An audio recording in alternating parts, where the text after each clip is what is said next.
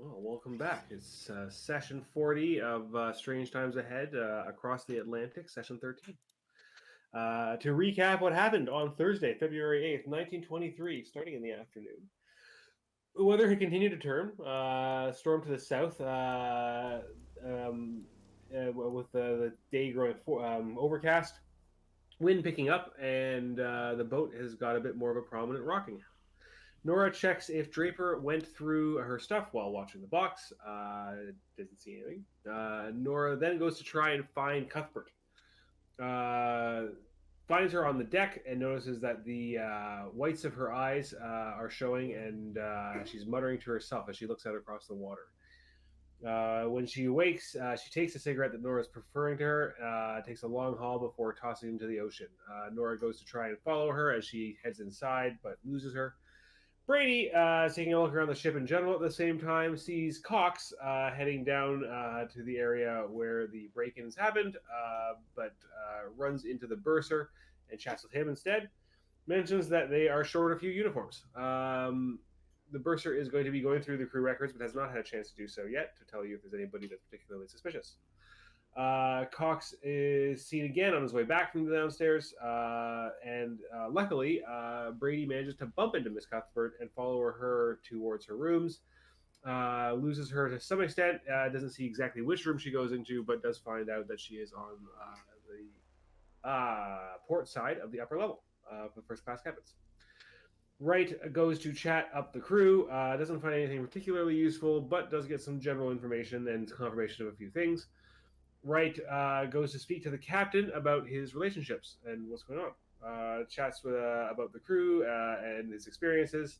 Captain lies about not knowing who he is dining with because it turns out that he is in fact dining with Miss Cuthbert once more. They head to dinner together, and you try and spot to see whether there is any fishmen in the dining hall, but you do not see any fishmen. Watson and Wright meet at dinner and chat. Brady picks up dinner to bring back. Baker and Draper stay behind. Cuthbert and the captain pass behind Wright, and Wright's artifact reacts to their passing. That night, you stake out the bow and sides of the ship, as well as the as staying and posting inside. Try to spot. Watts staking. Yes, Watts is staking at the lower decks. Nora, Brady, and Wright bow, port, and starboard side, respectively. A splash is heard from the stern by Brady, and sees Hughes returning from that direction. A strange, wet person in sodden uniform appears on the deck near Wright. Wright goes to get Brady. Nora confronts the thing, sanity roll, and fails, which causes her to stumble back. You get into a fight with these creatures, or this creature first, and Nora blasts him with a critical success with her handgun. A second and a third appear on the deck. You manage to kill the second and rush the third, injuring it, and Watts tries to intimidate him. Mentions something about Dagon desiring the artifact before casting a spell that causes a cloud of fog and then jumping into the ocean to escape. At this point in time, the bursar and crewmen appear back on deck to question Watts, while the rest of the investigators flee the scene, hoping not to get caught. Watts claims the gunshots were from the deep ones, fails the roll to convince him so, gets patted down, does not have any weapons, points the bursar towards the captain. Bursar is unsure. Scrolling down. Head back to Baker's room to check in with Draper. What did they say about the gunfire? What do you say about gunfire? You discuss how you're going to handle the situation. Get Captain and or Mrs. Hastings on your side in terms of what's going on. Stick to your story that none of them are armed, and none of you are armed. Brady and Watts return a little bit later. Discuss hiding the weapons and whether you should actually look at the artifact. Draper mentions that his friend touched a similar artifact, though, and ended up in Arkham Asylum, so you decide against this. You get called up to the bridge. Captain can't be reached in his room, which is very unusual. The woman, Cuthbert, who you've seen with, is in her room, so she's not in there with him. Bursar asks if the investigators are armed, given the situation. You head down after Roland gets his tools, and Roland picks the lock to the captain's door. We left off with the door just creaking open. Anything you guys would like to add?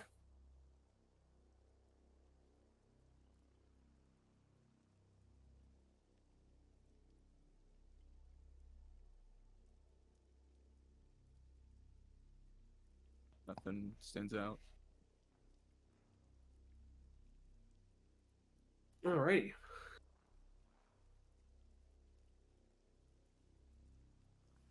My monitor is turning off. Oh, there it is.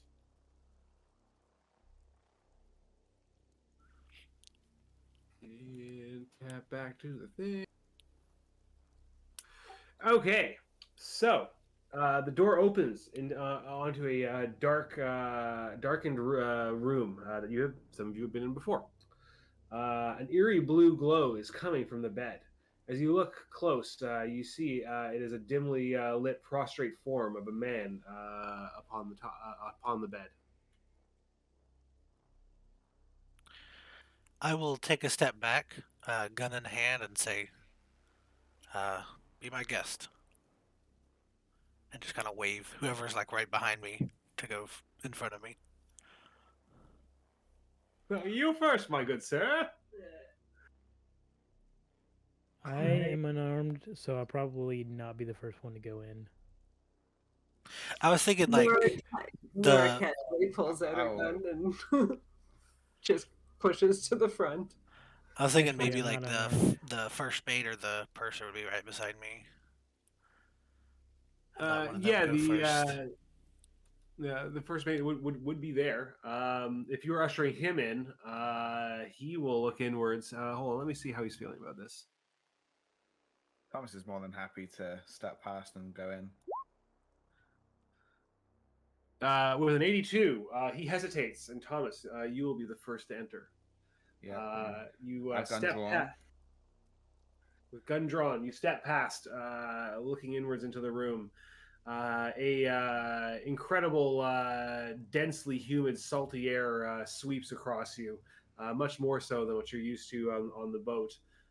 Given the cold temperatures, of course, it's not like it's been particularly humid. There's certainly an ever-present saltiness to being out in the ocean, but this overpowers that considerably so.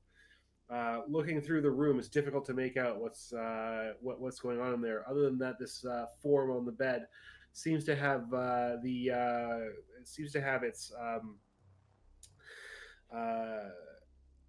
like sheets pulled down to its waist, and the upper half of its body, torso upwards, seems to actually be the source of this dim blue glow. Anything else in the room? Give me a spot hidden.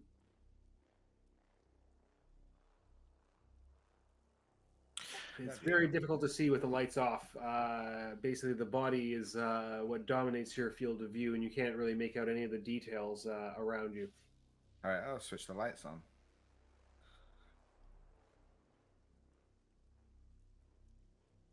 Emily's asking whether everybody's there. Who was staying back with the box, or had you all come? Ayla's Actually, Nora I was think right. Nora's not there. Yeah, I thought Nora was back to the box. Okay, Yeah. just making sure I was correct. You flip the light switch.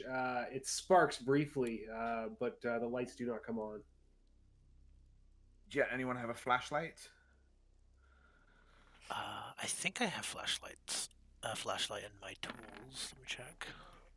In the meantime, what can we hear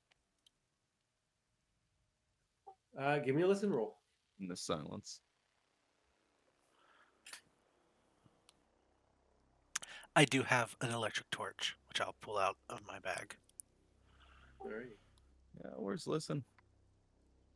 It's more or There less you in are. alphabetical order. You listen closely, and you hear a very faint groaning coming from the body on the bed. Mutz, what do you see? Nothing. Give me that bloody flashlight. I'll turn it on and come in and just shine around so you can see. Like, I think well, we found focus the on the body captain. first. Yeah. You focus upon the body, and what you see looks to be the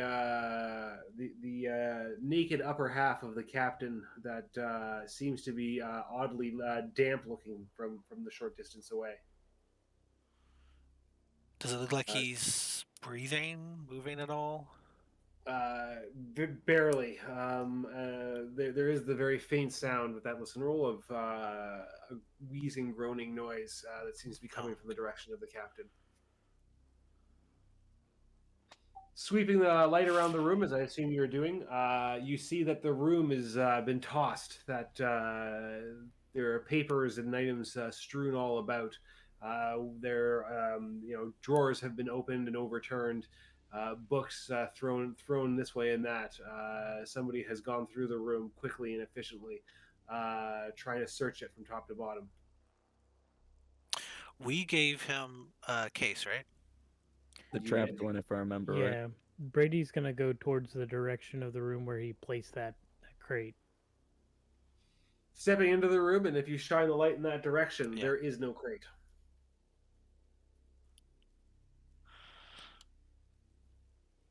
Can I see any, like, you said the body is emanating a glow. Is it emanating any kind of symbolism?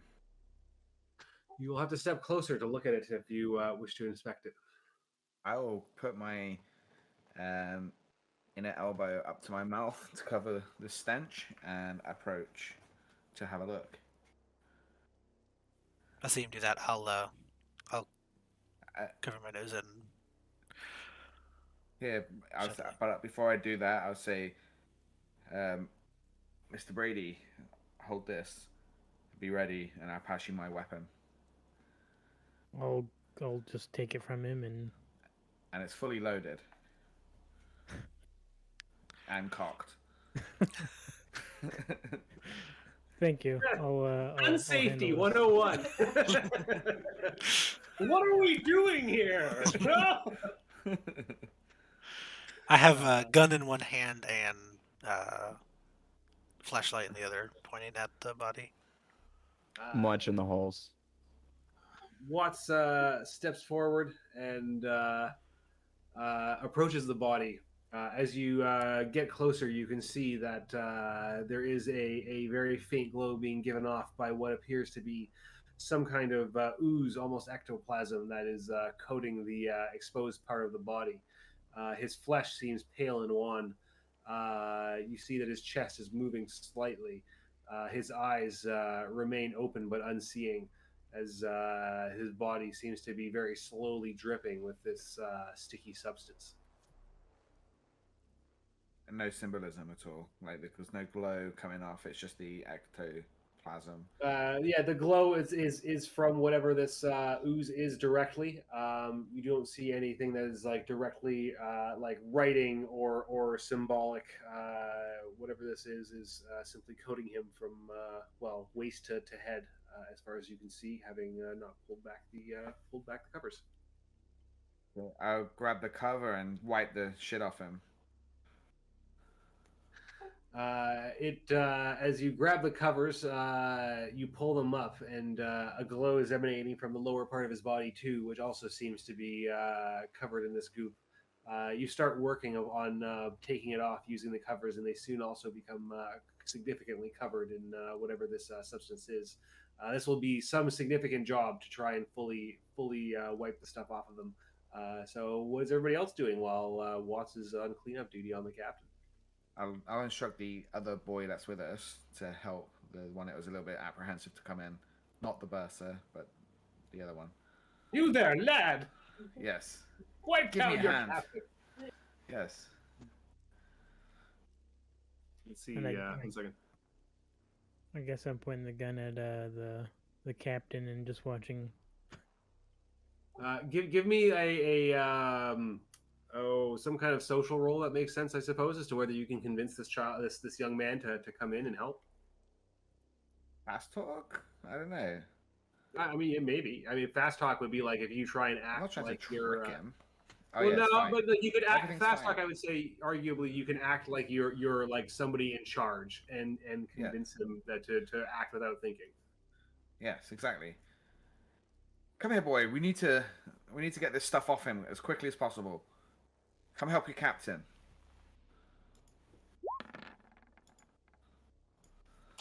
With that, he takes a tentative step into the room before coming forward and says, like, there should be some more towels in the bath area for the captain. One moment, and turns We the didn't check corner. the bathroom.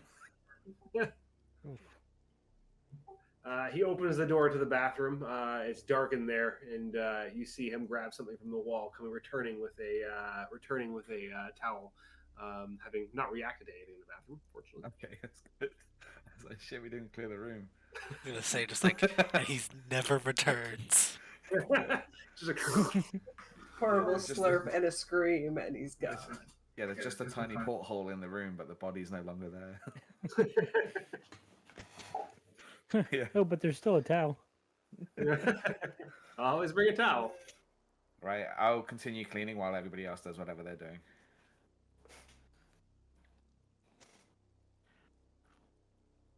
I'm watching the halls.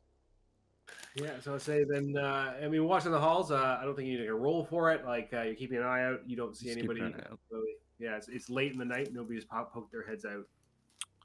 Which So- I guess leaves Brady. Did you say the bursar was there?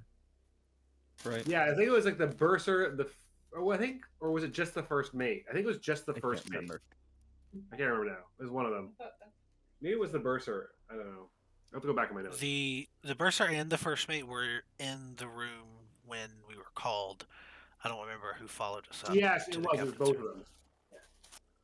I don't remember if they Yeah. both followed or one stayed behind. Or We'll say they both followed. Okay. I'll ask the bursar. Do you have any doctors on board on staff? It says, there's, we don't have a full-on doctor, but there is somebody with a nursing specialty. I imagine it would be helpful to have them present. And he looks towards the first mate and nods and says, I'll go and fetch her. One moment. He heads off down the hall. as Watts and the other person are like cleaning, getting the gunk off, does it look like it's like coming out of his skin, or is it just like he got gooped once and it's just on him? Looking closely, it seems like it's sticking to him quite effectively, but is slowly coming off and does not seem like he is actually like expiring whatever this substance is. Okay. I like that everybody went in and immediately started rubbing him down. Like it's like not our first rodeo. We're just gonna assume he can't respond.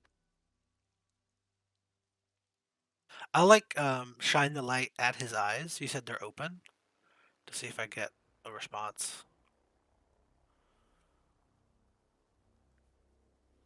As you shine the lights in the eyes, you see the barest jiggle, as if he might be reacting to it. I will say, Watts, as you are starting in on trying to get this off of him, give me a dexterity check. Dexterity. Boom. My goodness. Holy I crap. had 200s in a week, back to back. Now I got 99, right? And a 99, yeah. According to you, though, that's a double zero, right? So that's a win.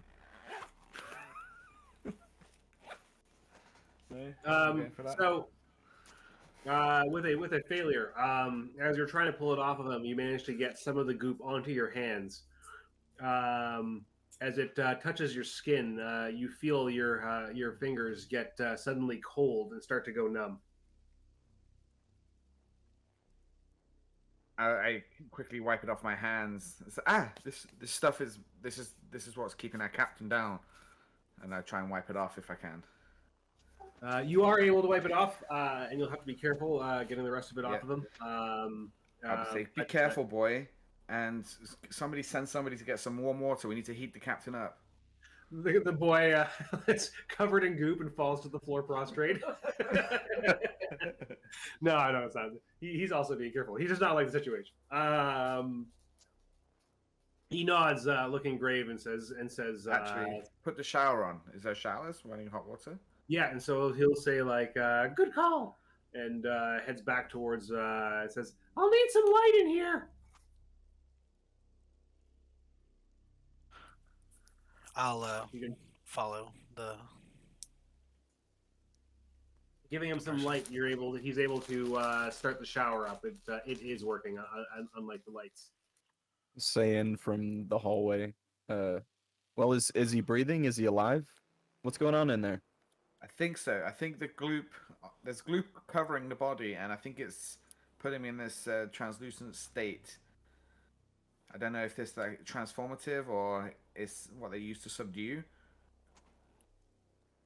Spare a glance in there instead of looking at the hallway for a second. Boy, help me drag the captain into the shower. Be careful not to get this stuff on you. When we go in the bathroom, I'd like to just like take a quick look around, see if there's anything out of place in here. The bathroom is similarly tossed, but there's not too much to toss in there. Some various like bathing related items thrown about, but relatively speaking, it's in a fairly normal state. Are there any other towels that he didn't grab before? No, there was only the one. Okay.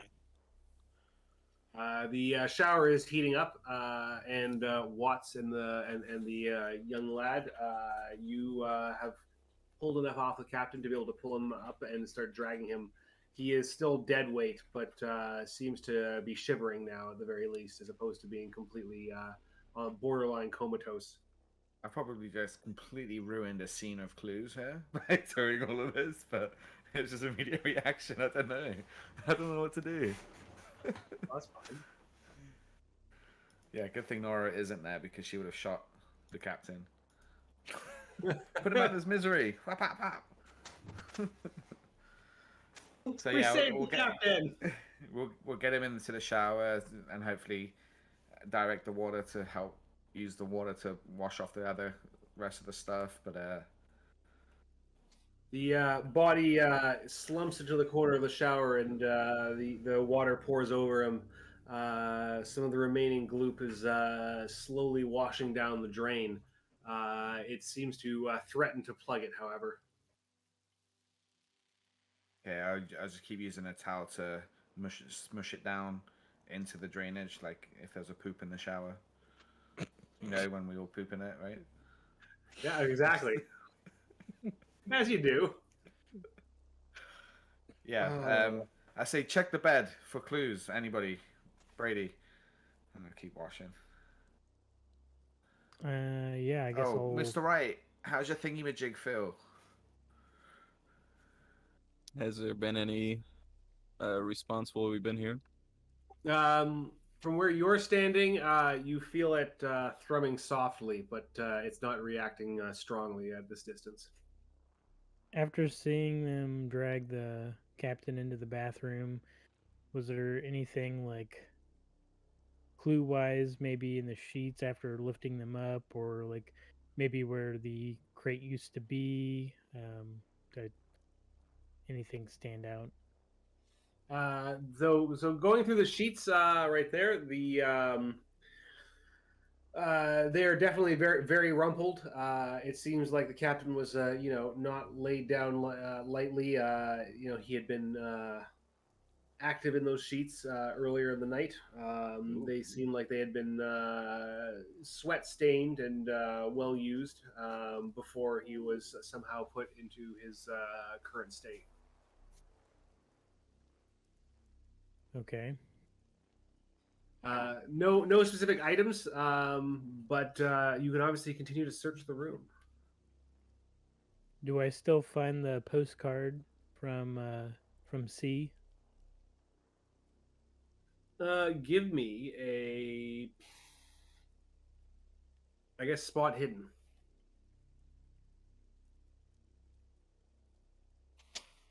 You pretty carefully start going over the room. This is going to take you a little bit of time as you're searching with the aid of a flashlight. And there's a possibility that you might miss it, but based on the careful look around that you were doing, you do not see the postcard. Okay. And I guess to piggyback on top of that, I don't see anything that would link to Miss Cuthbert in this room. Nothing like that has her name or would link to her person.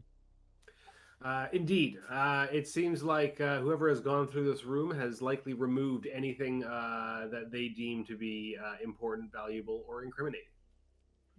it may be something that, and it may be a thing that you could come to the conclusion of, considering that you don't find any particular sign besides the fact that the captain obviously had company this evening, and you had seen them in her company earlier.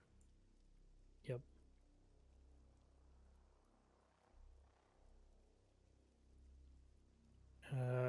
Yeah, so I guess if seeing that Mr. Watts is still busy, I'll kind of just walk up to Wright and say, I don't see the postcard from Cuthbert, and it looks as if maybe there was some there was some action. There was something going on in the bed before what happened to the captain. It doesn't particularly look good. I think that she might be trying to cover her trail a bit. Well, she's got a lot of trail to cover. Everyone's seen them together over the last several days. But it is a shame to lose the hard evidence. What do you? We probably shouldn't have to have an interaction with her at this point, shouldn't we? There's just not Didn't much we we- can do at the moment. Didn't we send somebody to go check on her and she was asleep? She was at least pretending to be asleep. Bersa, what say you? He would just be returning with a nurse in tow, and it says, and he says, "What have you found? How is the captain?" Well, he was covered in some stuff that seemed to make you feel cold and numb. I got some on my hands, but was able to wash it off, so I've decided to put him in the shower to shower him off and warm his body up. That's the best I could do for now. Captain, can you hear? And I'm gonna pinch the inside of his nose to see if he gets. It's like one of the easiest places to get pain on somebody. The nurse comes in and sees you doing this, and says, "Has he come around?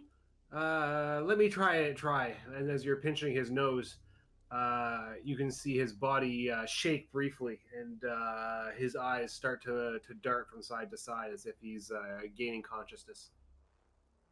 He seems to be coming through. Nurse, you, by all means. She steps forward, opening her bag, pulling, I don't know, some smelling salts. That seems 1920s, right? Out, and puts them underneath his nose. You see his body jolt briefly. The eyes roll back before coming back down and focusing. And he says, "What? What happened? Who are you? Are we at sea?" Berta, Yeah. come here. Yeah, the Captain. Berserker rushes forward, and he looks and says, "Ah, a familiar face. What day is it? Have we left New York?" Ooh. The Berserker says, "Captain, we've been at sea for several days now. You've been in command of the ship the whole time. What happened?" He says, "I do not know. Who are you? What has happened? Again, what day is it? A few days. Last I remember, I was in my hotel in New York."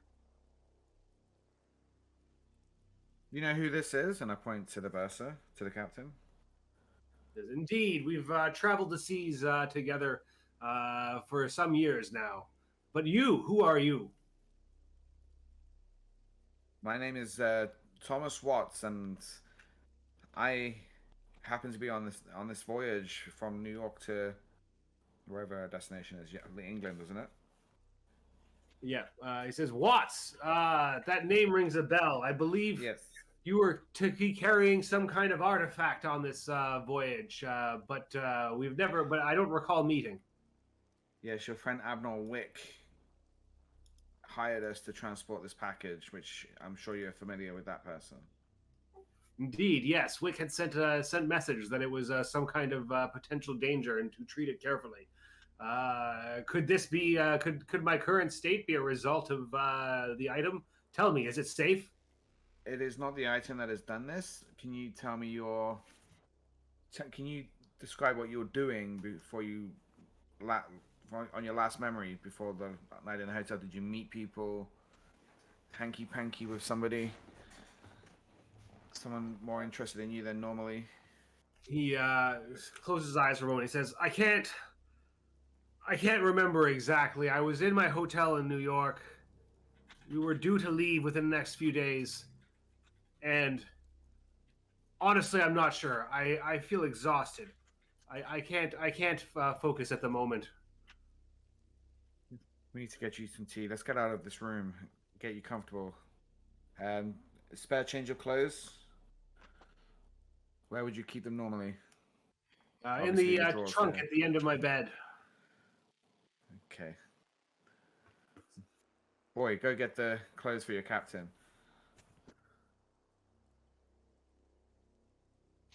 He runs over and trips on something, and you hear him go, ah! And he falls down before scrambling back to his feet in the darkness. He says, I'll need some light. The box has been tossed. The clothes are all over the place. What even is this? I'll go in there and give him some light. He's like, thank you. And you see him scramble around on the floor with the overturned box, finding some clothes for the captain and pulling them with him. The captain, who is in the shower, is completely naked. We'll get him dressed. It appears, though, Captain, that there are some people that are after this artifact, and they seem to have got to you first. I think they managed to subdue you before the trip, and they've been controlling you since. And it's nothing. It's not to do with this object. It's the people that want this object. And I think it's probably best that we get you something to drink, something to eat, in privacy, in your own privacy, and somewhere we can talk safely. He responds, indeed, clearly there's much going on here. And turns towards the first mate in the bursar and says, like, the ship, she is whole and sound? And the first mate responds and says, indeed, but we have a storm that's chasing us. And just as he says this, you hear the pitter-patter of rain increase dramatically as it washes over the window, and the entire ship lists briefly to the port side before righting itself.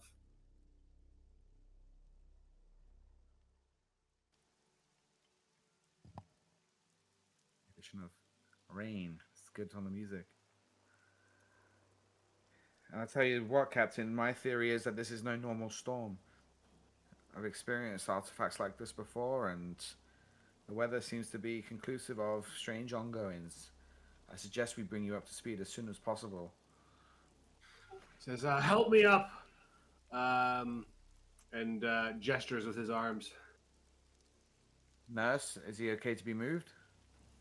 Says, your guess is as good as mine. Do you even know what is afflicting him? I've never seen something quite like it. It's almost as if he's been drugged.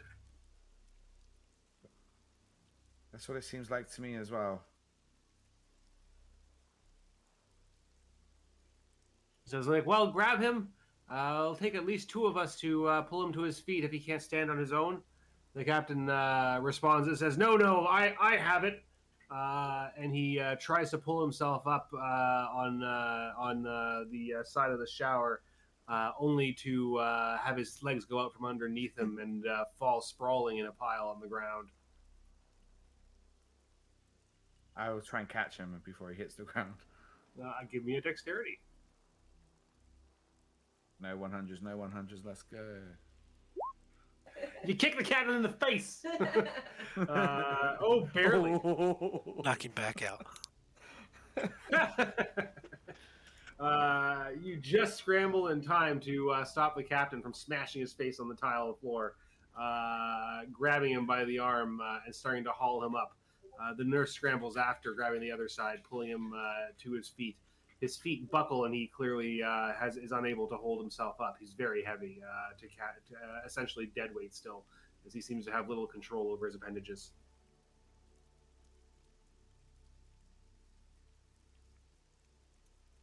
I suggest you send for somebody to whip up some food, some soup, perhaps something warm for the captain. The bursar says, like, I will head down ahead to the kitchens and wake the cook on the way. The first mate will escort you down there. Be careful. The captain must be apprised of the situation. As the bursar passes, assuming he's leaving, I'll stop him with like a hand on the shoulder. How does he seem? Does he seem himself? Says that he seemed himself the trip so far, yet here we are. So what can I say? But well, we will have to see what he has to say for himself, given the situation. Maybe this is just a temporary insomnia, and he's lost what happened in the previous few days. I hate to think what the other explanation would be. Before you two go, can you just come into this room real quick and I'll pull the door closed?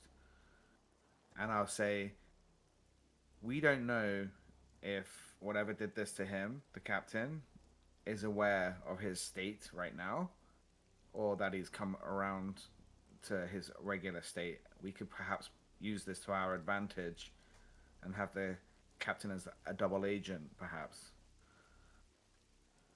Double agent. What's your play? I feel like he was under control over the past this voyage since the hotel. I think something took over his state of mind. Talking to the bursar, have you had any conversations that only the captain would have known about Yes, it would be good in if the you can last few days? ask something that only you or the captain would know. Like in the last few days, well, obviously we discussed where the valuables were going to be moved after the break-in.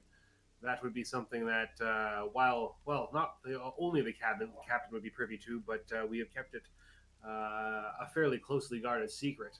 I mean, besides that, there's probably some minutia of the daily reporting that only he would be aware of.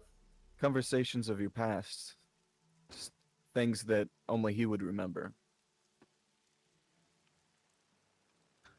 To verify that he is in fact who he says he is, more broadly. Yes, certainly I should be able to come up with something. Let's get him down and fed, and I'll see what I can come up with. Were there any conversations you had since we set off, the reference to your past together? Not specifically. It's been a bit hectic, if you can imagine. The first days of travel are obviously difficult for me and my responsibilities of getting the crew and passengers settled. And then we had the break-in not long after, which kept me busy. My only real one-on-one time with the captain has been at the dinners, one of which you were there for. Otherwise, well, he had seemed very enamored with that lady friend of his. Would it be safe to say... Oh, sorry, Mr. Brady. Oh, go ahead. No, you please.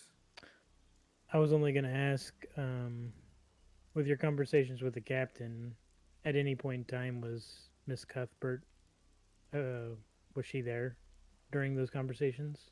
Any of them? Sorry, just quickly to roll back. So you guys have the captain outside with the nurse and like the first mate? Everybody in this situation right now, I closed the main door, so everybody's here with us. I'd rather that they didn't leak the information that the captain. Yeah, but you're not saying all of this right in front of the captain, who is now vaguely awake. He's still in the shower area, I'm assuming. Okay. Okay, yeah, it was just a timeline of like, when did you do that? Did you do that before you then pulled him out while he was there? Because it'd be pretty weird if he's standing there. He's like, you guys are talking about me. No. He should be getting. Look, the nurse should be giving him a once over, and he's getting changed in the bathroom. Okay, yeah, okay, that makes sense. Just wanted to double check. Yeah. Okay. Sorry. You were asking about Miss Cuthbert. What was the specific question? Just to roll back. Just in terms of the conversations between the bursar and the the captain if at any point in time those conversations were in front of Miss Cuthbert. He will say, like, certainly the two dinners. The first one she was missing from, but the following 2 days, she has been a fixture of the captain's table. If anything, it was difficult to get his ear with her sitting at his side, keeping him occupied. Did you notice anything suspicious with her activity towards the captain, or did she say anything to you that kind of stood out? Well, she seemed oddly confident, I would suppose that you could say. The captain is not unknown to be a bit of a womanizer, but it is strange to see him so enthralled, particularly when we're at sea. He's more usually more dutiful in focusing on the day-to-day running of the ship, even if he's chasing a little bit of tail. Right. Yeah. Were there conversations otherwise that should technically have been private, but the captain didn't seem to care in front of her? Not that I can say. They seem to discuss sweet nothings from what I could hear at dinner. A lot of mundanities, potentially some bawdry allusions to their coming evenings together. Bawdry, body.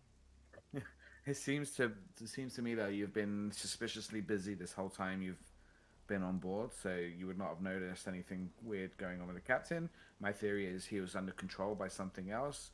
We have that to our advantage right now. We have to bring the captain up to speed, make sure he doesn't let on that he is himself, but I would like for you to ask him a question that only he would know the answer to, something from your past.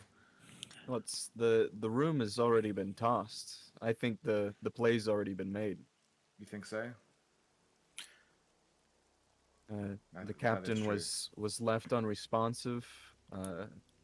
Obvious, it would have been found very soon. Yeah, you're very right. His room's completely wrecked. Our object is gone. I don't think there was much coming back from it. What I'm confused about is why so soon. You would expect them to wait until we got to port, unless they expect the ship won't make it there, or they'll try to take over somehow. Well, if they have the fish friends and they're more stationed on the stateside, then it would make sense to make a play early. Yes, their cities are underwater, so it wouldn't make sense for them to wait till they got to land. I know they have a strong presence in the coast, but I know little about their overseas dealings. I'm not sure which would be more advantageous for them.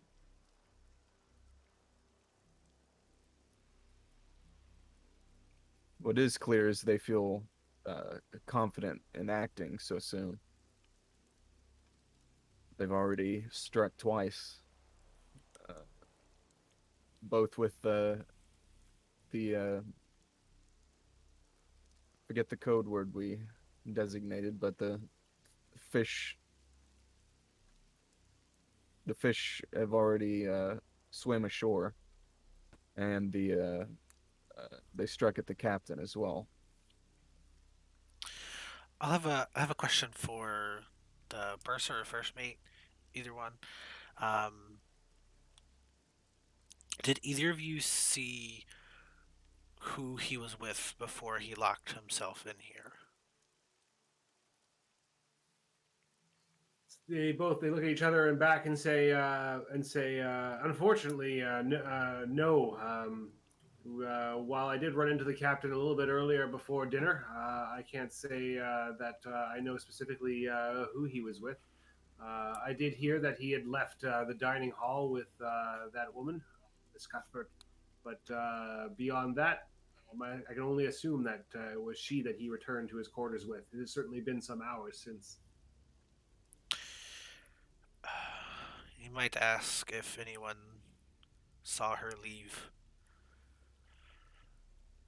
Any of the other Sorry. crew. Roland, was this door locked from the outside or the inside, in your professional opinion? What would be my professional opinion on the That's a lock? good question. The lock is one which is essentially two-sided. So like yeah, there's no way to know for sure if it was locked internally or externally. It could be either way because essentially it's like a regular two-sided lock. But there's I no take key it- on the inside of the That's door. that's what I was about to say. I'll look at the door right now and see if there's a key still in it, or did you poke a key out? Looking at the door and on the ground, you do not see a key. Has anyone looked under the bed?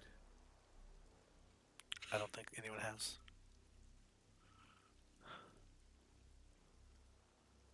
Watts, you alluded to some kind of control. Is that something the occult can do? You know, Just were you with- take over one's mind. Of course, not just the occult. We're talking something else other than the occult, much larger, much more powerful. Do you not recall the that university professor that just lost his mind essentially, or was Well, on a losing mission on his one's mind is one thing, but to control it, and even to the extent that his friends and acquaintances don't even know anything's amiss, that's a whole new thing, whole new level. I can see how this can be a little bit surprising, but think back to the fact that one's body can transform to become a fish person's. It would not put it past me that one can control another's mind. I have known of occult spells that can make you just forget things that had happened. I know that exists. It's never been done to me, but I know it exists. That's another possibility here. His usefulness has come to an end, so they removed all the What? evidence. That is a possibility. He might not have been mind controlled. 100%. I do not know. Okay, checking on my occult knowledge. Is there anything that can control another body?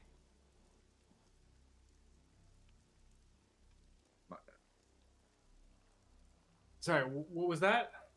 I'll think back on my occult knowledge to see if I can think of anything that can. Any stories of knowing that possession, basically, possession of another. Well, yeah, I guess give me an occult roll. Let's see whether you can dredge up some. There are many different traditions in terms of possession legends and occult myths that range across a bunch of different types of traditions and religions and histories and mythos.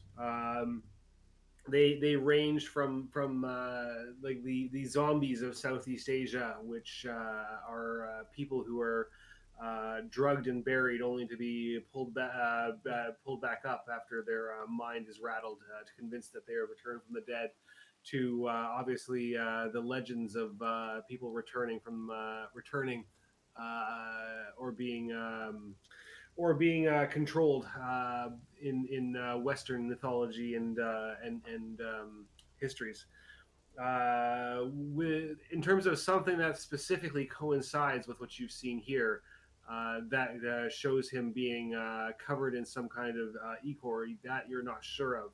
But the most obvious parallel to draw in terms of him being enthralled with a woman is that of the legends and myths of surrounding the succubus, some kind of sexual magics that are used to control and soak up the energies of a victim. I relay that to you. I'll ask the bursar, is this the first time you've needed the captain at this hour on this voyage? He said, indeed, yes, I have been sleeping soundly every night, and the captain, well, normally we seek not to wake him in the middle of the night, only in cases of emergencies, well, such as we find ourselves in right now. Is it possible that he was like this every night, and this is the only one that's been disturbed? With my extreme success, would I know that? I mean, I guess with your extreme success in terms of the occult and your experience with this Ecor, it seems unlikely that it would simply like wear off. But like, you have no particular like 100% reason to like suspect one way or the other. It's it's an unusual experience. So who knows? Maybe he has been gooed every night, and the goo somehow suddenly disappears every morning. But it's pretty late into the evening at this point, and he seemed pretty significantly incapacitated by the thing. No, I think your theories are right that his use was no longer needed. I feel like this goo would have terminated his life had we not found him when we did. He would have slowed his heart rate to a complete stop. Seems unnecessarily cruel rather than just doing the job, but to our advantage, I guess. I think it's a peaceful way of going. Unconscious, slight heart just slowly stops. It seems less painful.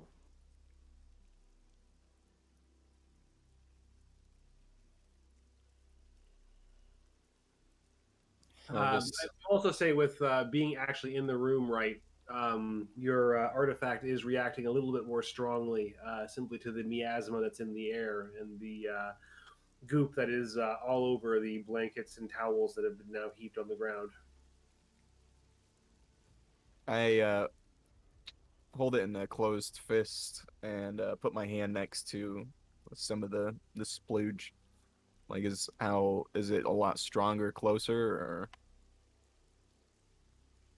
As you get in close to it, the object thrums more significantly in your pocket with how close with being near the final remnants of whatever was coating the captain's body. Oh, is it like starting to dissipate? Yes, the as it's been pulled off of him, it seems as almost as if the steaminess of the room is sapping whatever this is and pulling it into the air. This is all very strange. I put it away. Is there like a jar or anything that I could take some?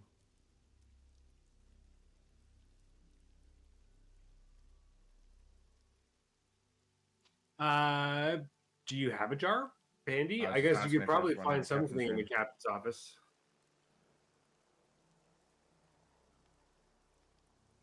Yeah, I'll see if I can find something and then take some with me.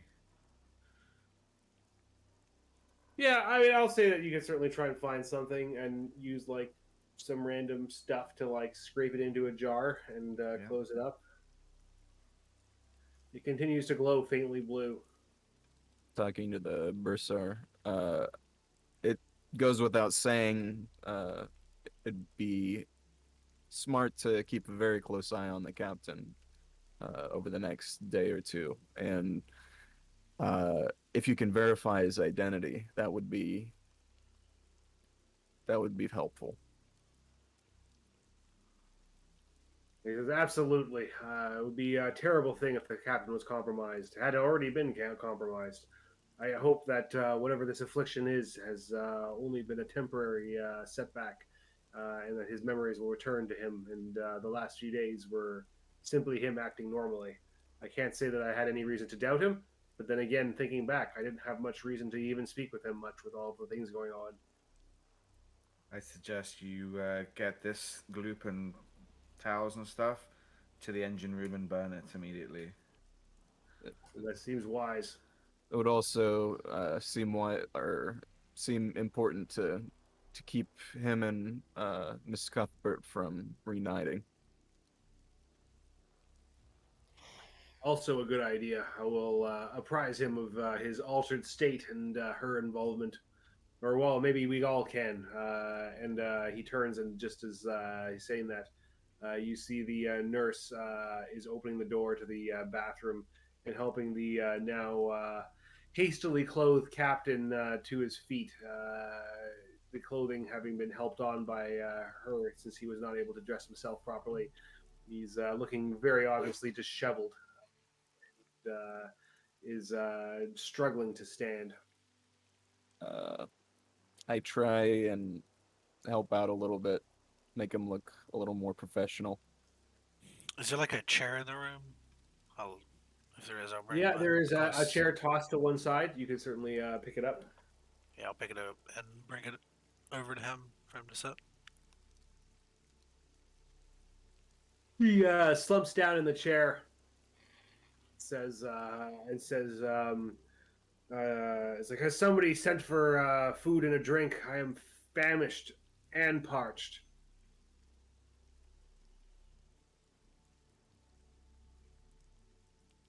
Dog is dingling at us. You're sure, ding ding ding ding ding upstairs of her wanting to go pee.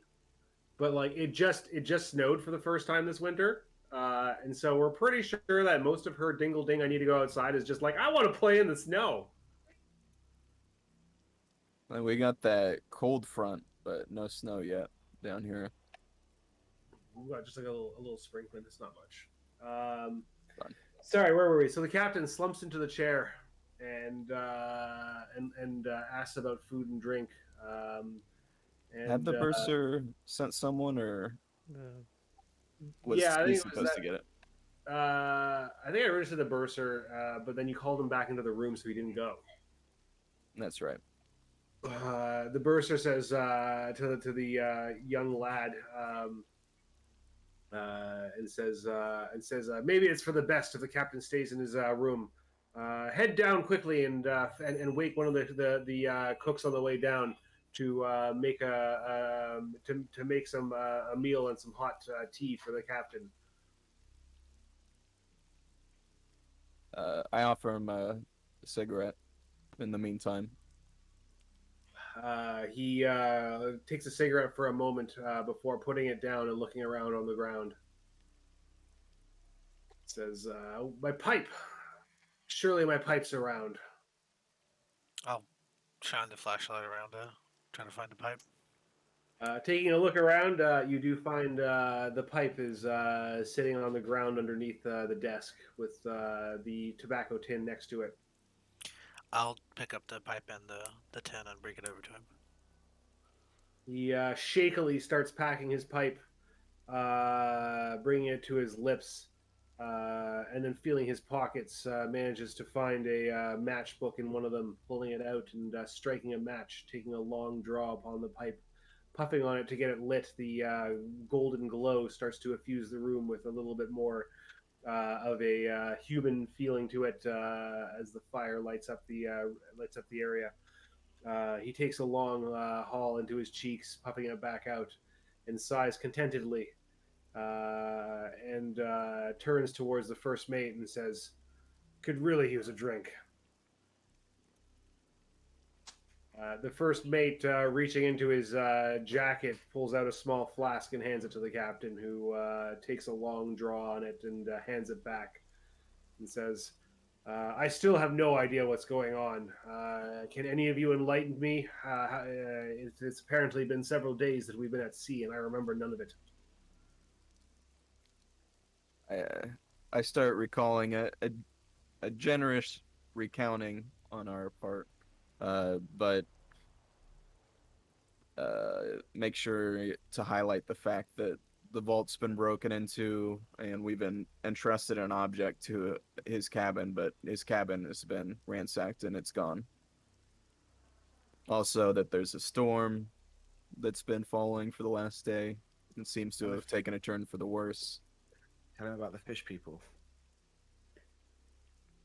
I'll leave that to Watts. Sorry, let me just double check. You said you told him about the item being gone, the storm.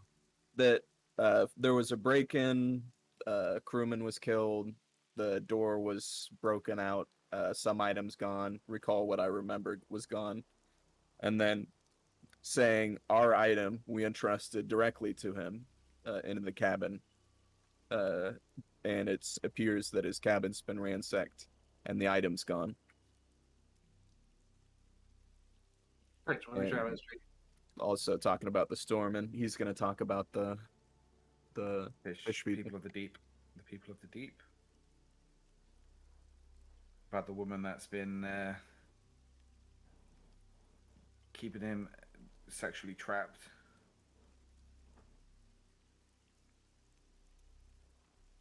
Give him a little bit of history on what I know of the mythos. Completely from top to bottom, whole night Yeah. gone. Until somebody stops me, like, Thomas, you don't need to tell him all that stuff. I'm just like validating that I know what I'm talking about, kind of thing, to him.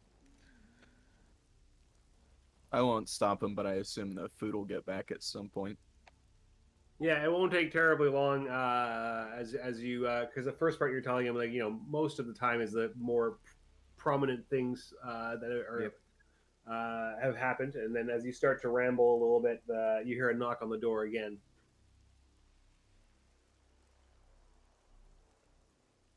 The first mate opens it, and the younger crewman returns with a plate of food, eggs and bacon, and a large glass of juice.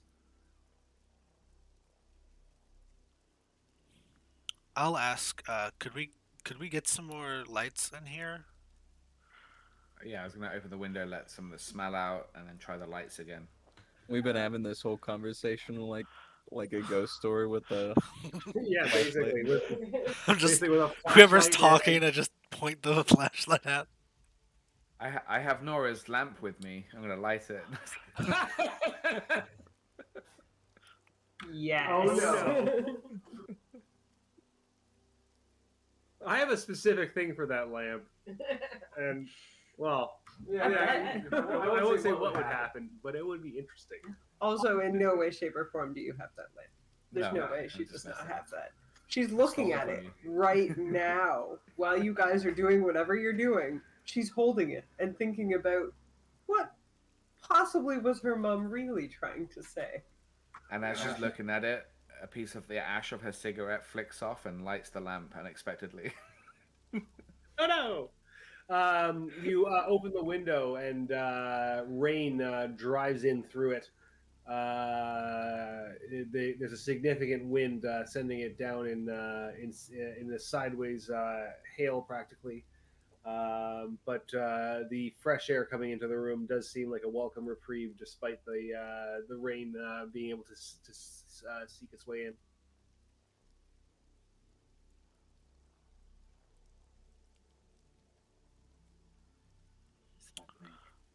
I'll try the lights again. See if it was just a temporary thing or if they're just like completely shot.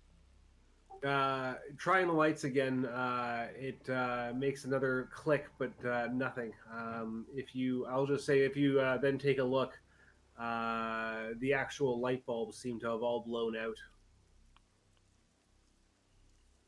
I'll ask the younger crew member if he could get some lanterns or some light in here. And he says, "Oh, certainly. There's some up. There's some up in the in the bridge." And he rushes off. The captain, having been told what has been happening, he says, "It's like, well, truth is, I do not remember anything of the voyage. I'm starting to remember a little bit more of the last days before we were due to sail. It seems that I had met quite an enthralling woman in one of the coffee shops that I frequented near the hotel. I spent last thing I remember is spending a rather rewarding night with her. And, well, since then, nothing.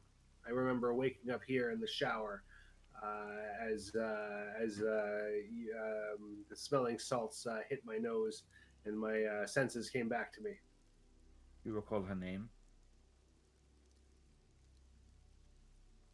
He squints and says, "No, definitely not. Hello, Bree.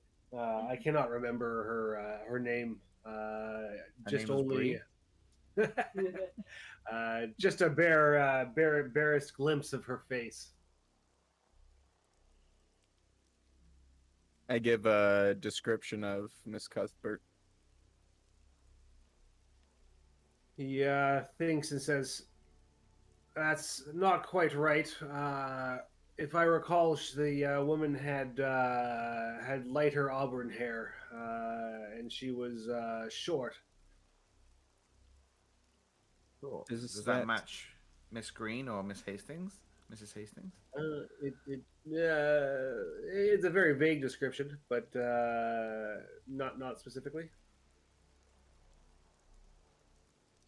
I mean, Red lipstick. Did this woman wear red lipstick? The red lipstick definitely stands out. That is something I can say for sure. Was definitely true. Okay. Brady will just pause. what are you thinking? I think we need to try and find her if we can. Who are you I- thinking? I think you know who I'm thinking. I just don't know if we were to find this person, what might be in store for us.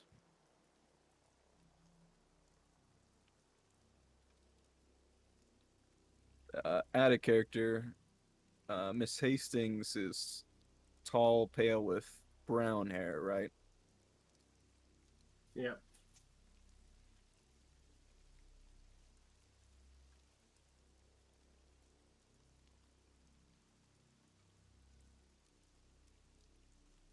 Other characters as well. Who are you actually thinking? Miss Cuthbert. Oh, okay. But she wasn't short, was she? She wasn't short? No, Miss Cuthbert is tall, pale, with black hair, right? Oh. Dark hair. Okay. Yeah, the Well- description didn't quite match what the captain gave us. Green's the only person in like that circle that could vaguely fit. It's just short and mousy, so all I have written down. I don't even have hair. But Green doesn't wear red lipstick, right? Yeah, it's basically that her being her fitting the description in terms of like general body type would be potentially true. Her being like some seductress with like bright red lipstick does not fit the personality at the very least. My note taking is so bad. I have a note here saying Miss Lifford. Who's So Miss that Lifford? was actually- is the one that saw the fisherman. Because it was Miss Lifford or Clifford who was the who saw the original Fishman. It was Miss Lifford the whole time. We've cracked the case. Dun, Wait, dun, does dun. So I mean, just because she's mousy when she wants to think she's mousy doesn't mean she's actually, you know. no? It's the height thing. Does she even have like auburn hair? She has pretty sort of standard brown hair. Was every time we see Miss Cuthbert, is she in heels? Is that why we assume she's tall? Yeah. Heels at sea are not very practical, but maybe. I don't know, Yeah. I'll say it could just be another member of this group. Potentially, yeah. Well, and what's the nurse look like? Let's go. It was her the whole time, the nurse. What's Nora? Nora's short, isn't she? Not really. She's kind of beefy and blonde and yeah. What if Cuthbert Short is hair. actually two people? The someone that she stands on the whole time. Two kids in Oh. a trench coat. Sitting Yeah. on the or maybe they can transform. Fish people, person that just gets taller sometimes. We don't know. Do you think the captain's telling the truth?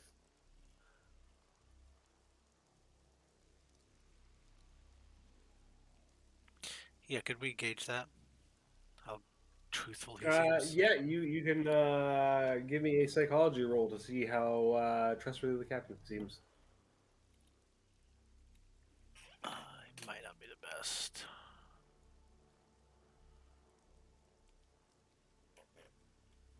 Anybody else want to try? I'll give you another. Mine's only a Oh. I have- 42.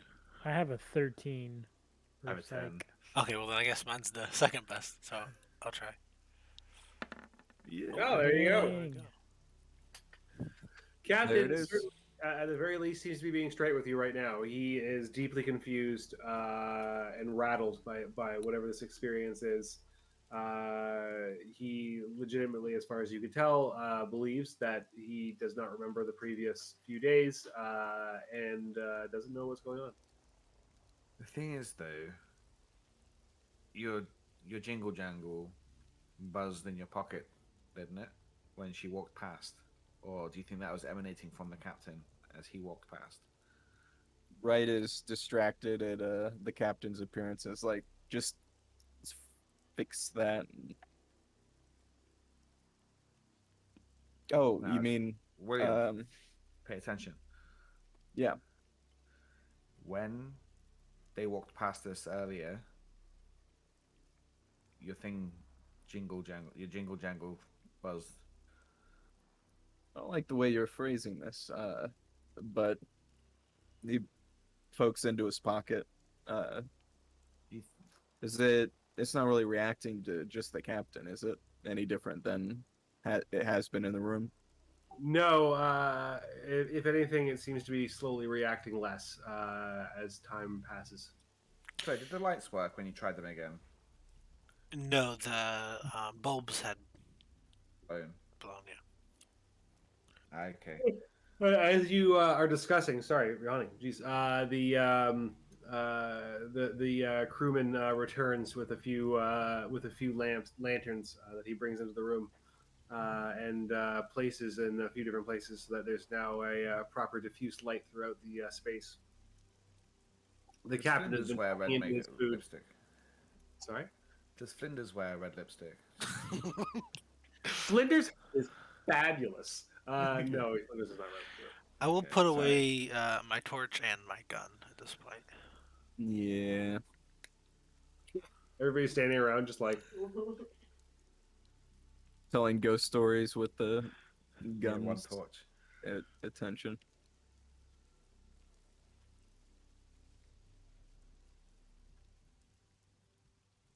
So either Miss Cuthbert isn't the one, or she is the one and she was able to change her appearance slightly, or Perhaps we should discuss this later, but we at the very least, she's involved. right, but maybe it's just a sex trap that lasts for, like, let's say, how long have we been on the boat for? 4 days? Yes. So maybe it's just another member that it might not even be on the boat, was tasked to subdue, like, bed the captain, and then let the captain go about his day, and that person's not on the boat, but Miss Cuthbert took over. As Yeah, the you second left on the captain. Tuesday. It is now Thursday night, almost Friday morning. Certainly, an individual capable of removing one's memory and covering them in a sheen of. I don't think it's a memory thing. I remember about how there is a thing where a woman can use her body, or male can use their body to. I'm not sure if it's pheromones or whatever, like what animals can excrete, but it can cause the other person to be devoted to them, not remember what's happening, take possession. So it's like I think that could have been it. He said that he met a girl. Girl is no longer here, but that's the last thing he remembers. It all just adds up to that.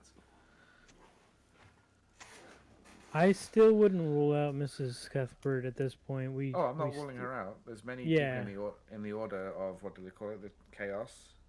Yeah.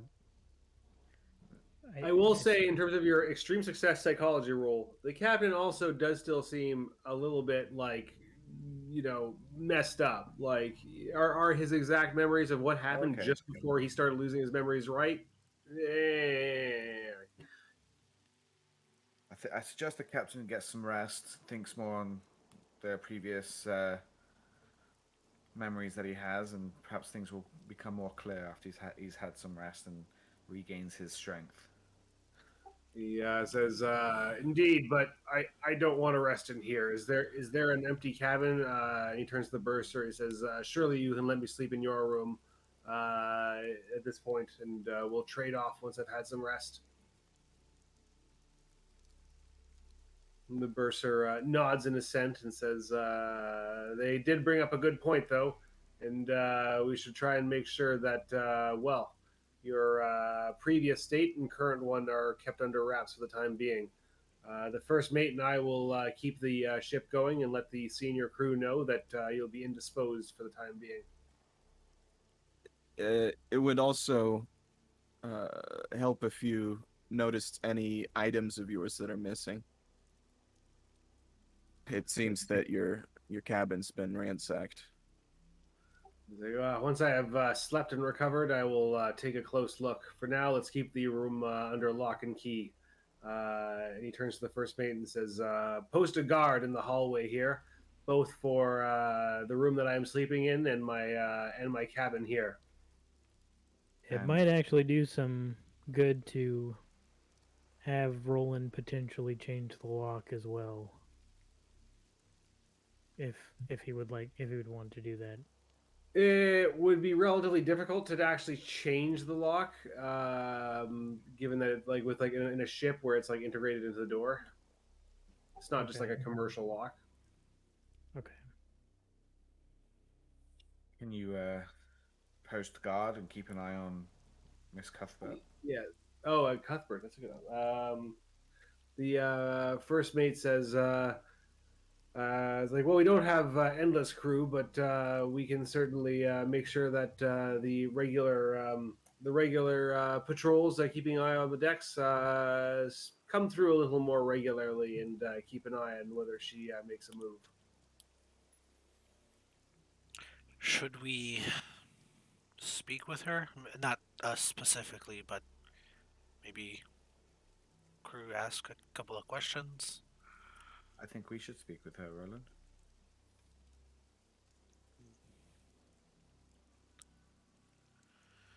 I mean, they already know we have the object, Well, they've taken the object. It's or at least we were the ones. and gesturing at where the object was in the room. We were the ones tasked with seeing it across the ocean. And I'm pretty sure she spotted me the other day, so I think she knows we know something. So it may be no harm in us talking with her. If she already knows about us. Board. So the object was actually in the room, yeah? It's not the one with Nora? Out of character, I'm gesturing at like where the object was. But that's like. But for we real, all know in character that the actual object is in with Nora. Okay. Yeah, you're confusing me. Your accent is so good. So did I miss something when I was away? I can't remember what that the Patrick Stewart video on YouTube with him where he does something really outrageous. He's like acting.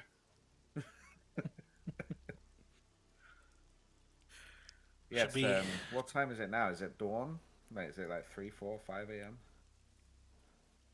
What do you think, Captain? After we've given him all of these details, probably more so than he needed. What is the captain's thoughts? He having gotten some food and drink in him, his eyes are drooping, and he seems to be relishing his pipe as he relights it, and says, "It seems that you all know more than I do at this point in time. I am certainly concerned with my present state, and well, if I were you, I would certainly question my fitness to be able to be on deck anytime soon. I'm sure the first mate here will be capable, more than capable, of ensuring that the ship sails safely through the storm. And I need to recuperate before I can be of much use. I just had a thought. I'll say to the captain, do you need to get into your room? It's like, well, if you want me to search it later to see if anything is missing, then yes. But otherwise, more immediately, I am happy to get into a bed that is not that one over there, covered in whatever the hell that stuff is. I was just thinking, if they know that we are the ones supposed to be traveling with the artifact, then they probably know that I am a locksmith and that this locked door probably wouldn't hold me too long. I was thinking I could probably break the lock, so if they somehow checked again, they could see that I attempted it and failed. It's not a terrible idea, and we can always get back in with brute strength in the future if we need to. Looking around the room, well, it looks like you've already had a look, and whoever came through here before had a very thorough look. I'll I'm look. not sure what I'll of look that under was. the bed real quick. I don't think we ever did that. No, we didn't. Underneath the bed, there are a few random papers that have found their way there, but yeah, you don't find the smoking gun, something super crazy under the bed. Okay. Just just a thought. Since this room has now been ransacked and is out of commission, perhaps we can clean up the crap in here. And Captain, do you mind if we accommodate these quarters for the remainder of the voyage? I'm sure you're not comfortable being in here, and we kind of need it for our investigation. We've all been standing up in one small room. I would hope to be able to return to my quarters soon enough. I do not wish to share with the first mate for too long. With that said, if it is required, well, we can discuss that soon enough. I think the plan to lock it for the time being is probably the best short-term solution. Fair enough. Get some rest, Captain. We should speak again as soon as you rebuild your strength. He nods and tries to slowly get to his feet. His legs still quite unsteady. The nurse grabs him by the waist and puts his arm around her shoulder and turns to the first mate and says, help me get him to your room so that he can lay down. And, heavens knows that he could really use the rest. Just look at him.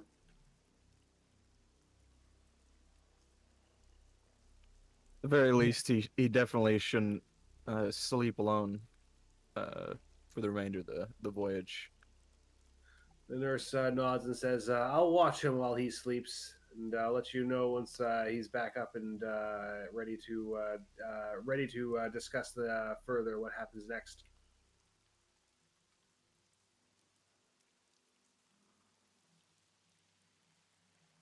And so she... sorry.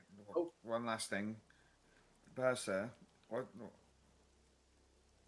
did the captain change the navigation plans, the route, when he came aboard? Last minute voyage changes. When he came on board, no, but he did change our course due to the storm. But that's certainly not unusual. He sent us farther north to avoid it, and well, it looks like that wasn't enough since the storm is upon us right now. I do not trust the course he put us on. Well, given that we have the storm on us now, we may well be adjusting it. I'll be going upstairs. The first mate says, like, I'll be going upstairs to check in with the bridge crew on night shift and see if any changes need to be made to get us out of this storm safely and as soon as possible.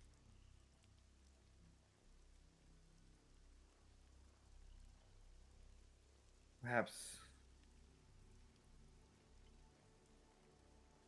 Mr. Wright, we can go see that creature we caught.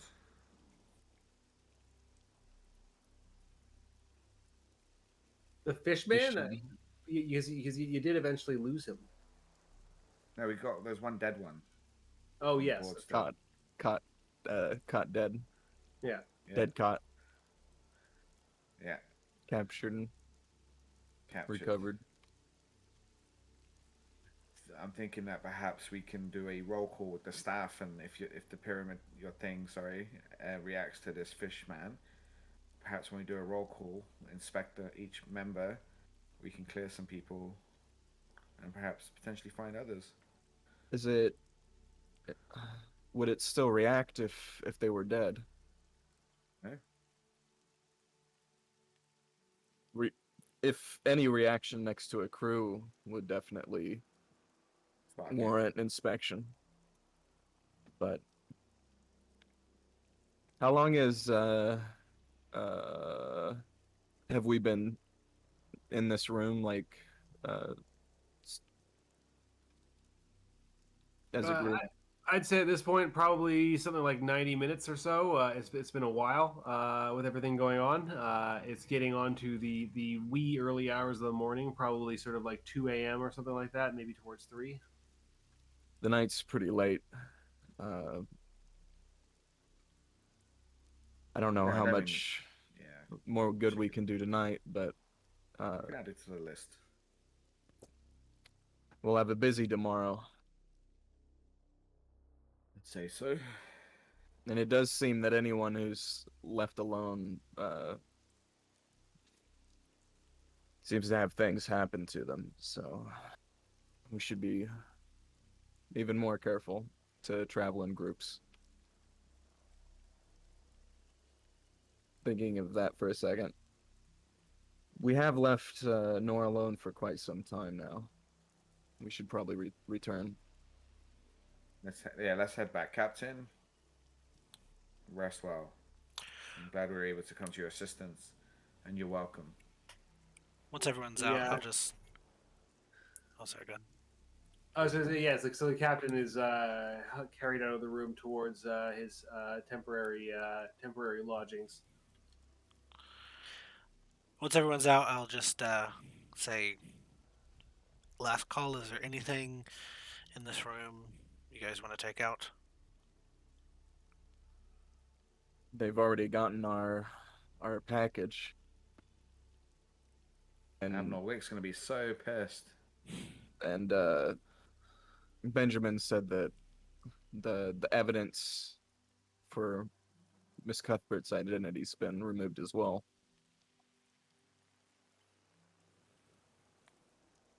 I'm not sure what else. I'm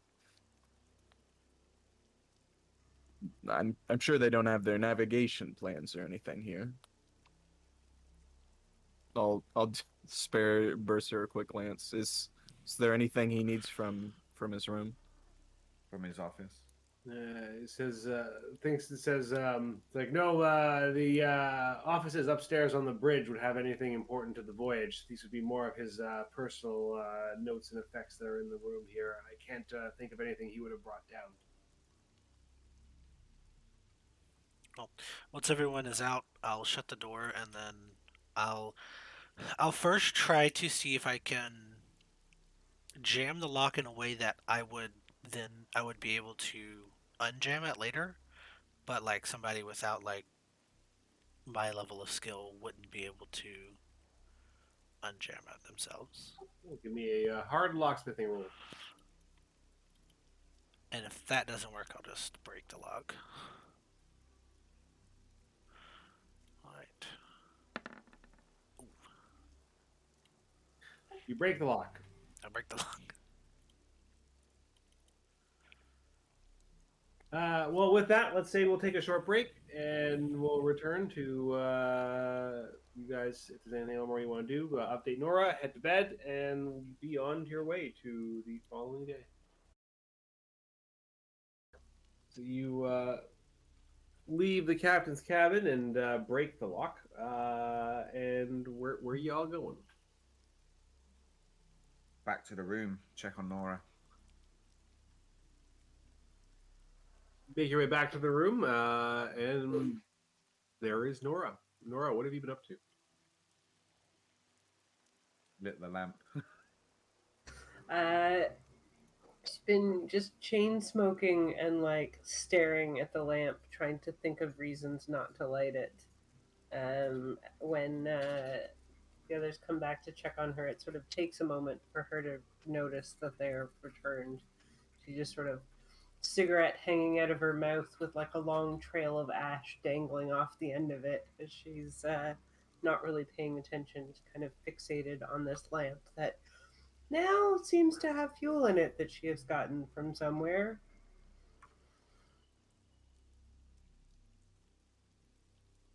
Miss Baker? Oh, hi. What has happened? You were gone for some time, it seems. We apologize for being so long, but it's the captain's alive, which is fortunate. Well, that's good news. I'm glad to hear that he is well, hopefully. You say alive. That's somewhat suspicious, honestly. Well, there's no more. There were no more incursions by the deep people of the deep. We really do need to workshop a name, but uh, the captain was under some kind of. I kind of look for Watts for help. I think he was not himself since he's been on board. Back in New York, he had some coitus with someone who I believe possessed him, his mind, and he does not remember a thing on board, but from his last night in the hotel room. When we found him, he was covered in this shit, and I throw you the jar. Put your finger in it. She'll like fumble to catch it and not drop it or get it on herself. Like, That's a dexterity save right there. All right. Let's see whether you drop it. Okay. You catch it. Yes. 1-2. All right. She just barely catches it and looks back at Mr. Watts. Says, "I decline, thank you, but that doesn't seem good. He was otherwise okay." Coming around, foggy brain, memories a little bit weaker right now. He needs to recoup some energy before he can really remember what was going on. He gave a description of the lady. The only thing that seems to match up is the fact that she's female and wore red lipstick. Is perhaps some kind of is are glamours a thing? I remember. Forgive me, my knowledge of witchcraft is very limited, and Of course. just ridden with stereotypes, I'm sure. Well, you've heard stories of hags, vile-looking things, but they can make themselves come across as one of the most beautiful creatures you've ever seen in your life. Do you think Most peculiar. Miss Cuthbert is using this method? She potentially could be. And on our walk back, I was thinking, what if that goo stuff was a transformative goo? What if they're trying to convert him to be one of those fish people? Maybe that's how it happens. It is unfortunate we cannot consult Miss Court on these endeavors. They do seem very magically focused. But You seem to recover when the goo was removed. That is good knowledge to have, at least. We will have to keep an eye out for it. It's very concerning that the crawling chaos has felt this bold to make two very overt moves in as many days. Indeed, if not more, it seems they have stolen multiple times and possessed the captain and not exactly been subtle about their interest in him. We really should keep a closer eye on this Cuthbert person. Seems rather sloppy to me. Sloppy or overconfident, which amounts to the same thing in the end, most times. That's why I was curious. Do you think they are trying to transform the captain, and it's like it takes a day or a night to do that, and they didn't expect us to find him in that state, although his room was ransacked? If I we weren't on cannot guard, claim any kind of expertise on such transformations. That thing is firmly in your wheelhouse, Mr. Watts, but if you think it is a possibility, I begrudgingly accept it may be true. In any case, we'd best be on our guard. She sort of puts one hand inside of her jacket and checks that her gun is in her holster as she's talking. there does seem to be a silver lining in all this. Whether through guilt or otherwise, the bursar and the first mate seem to trust us to some degree. Right. We can carry our weapons. We do not have to hide them. Well, obviously hide them, but Indeed, if permission. we are questioned, it should be easier for us. That is good to know. We Speaking should of that, can I remain get my gun back? suspicious of them. Certainly. Brady has it. Oh yeah. Here you go. I will just hand it over. It's still cocked. I think Nora was holding on to someone's. Maybe it was Draper's gun?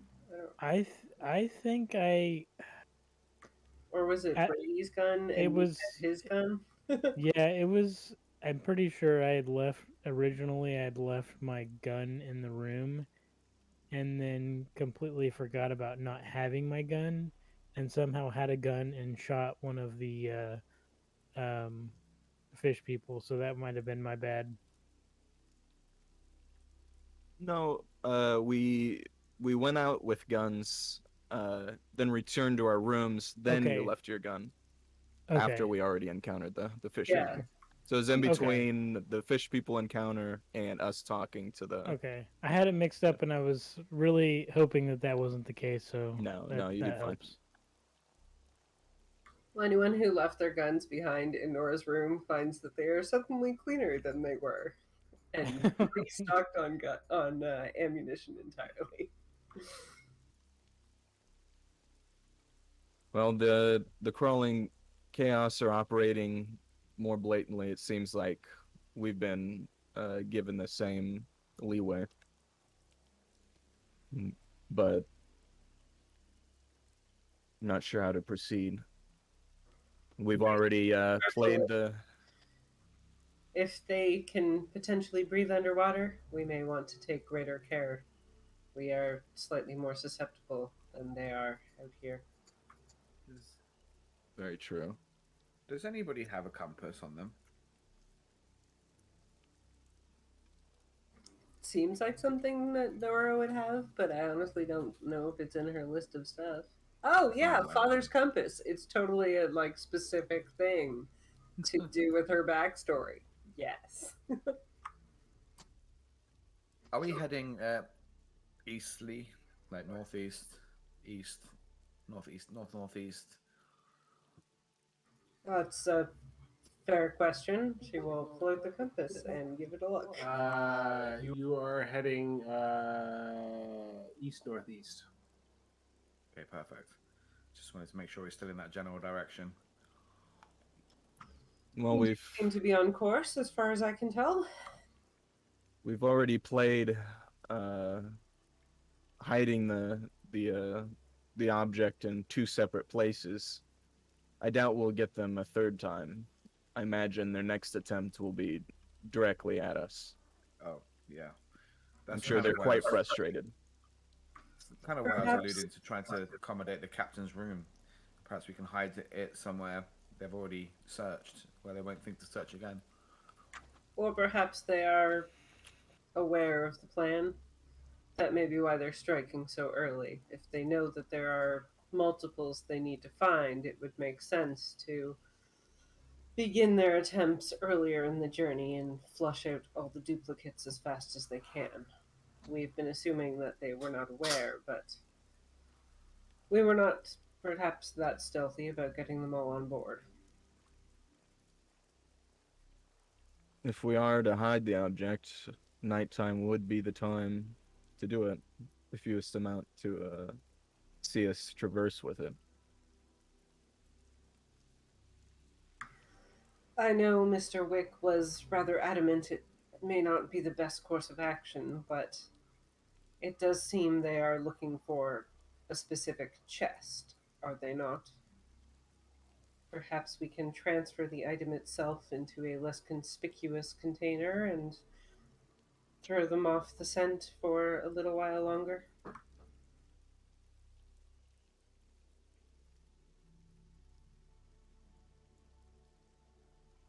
Well, when they open the container, they're sure to immediately try to open the next, would they not? Suppose it depends on how frightened they are of the object within. I don't think they're frightened, but I'll do it. I'll move it. I'm I'm just realizing the timing of your gunfight might have covered the noise of the box going off or trap.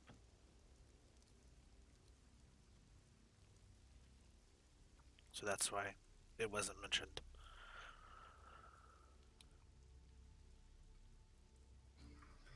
That is possible. It gives us a sense of when things went down, I suppose. Or it's possible they haven't opened it yet, but I doubt that. Do we have enough materials to make a bomb? A small one, mind you.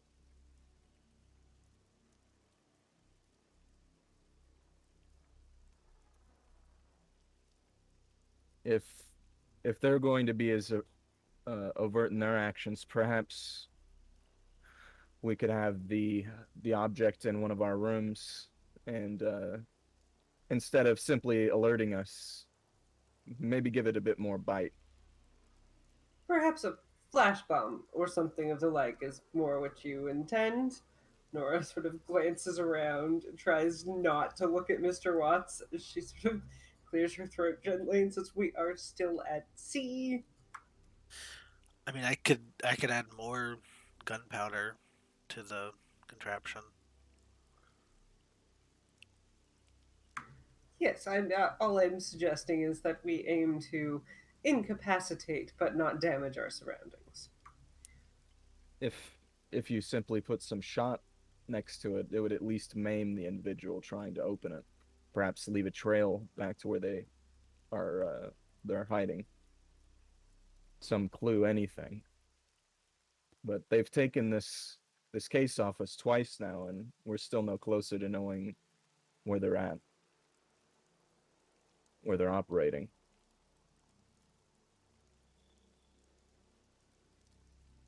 I I'm very You make a tired. good point. You are correct. We need to follow up, or they will eventually find what they are looking for.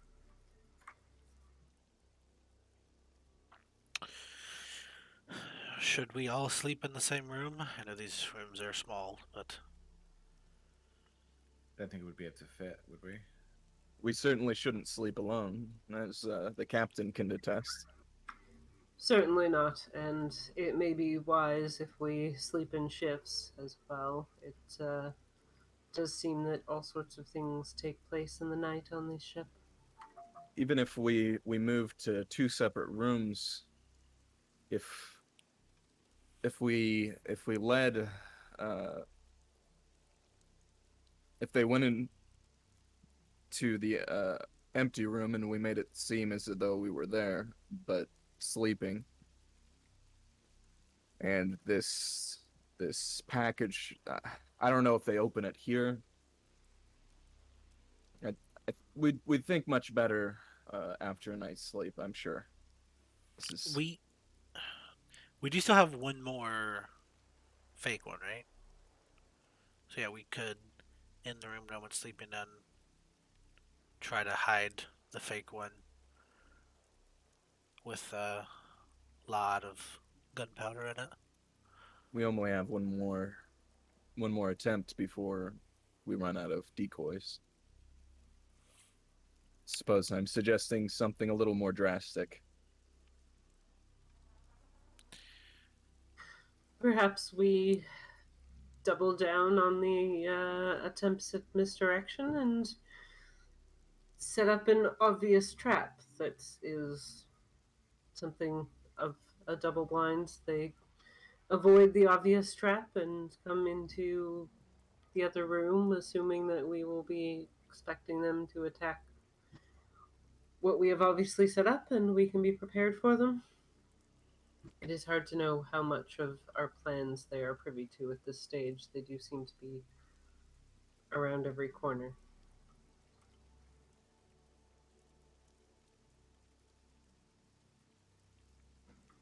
But I do Well, think we should try something more drastic.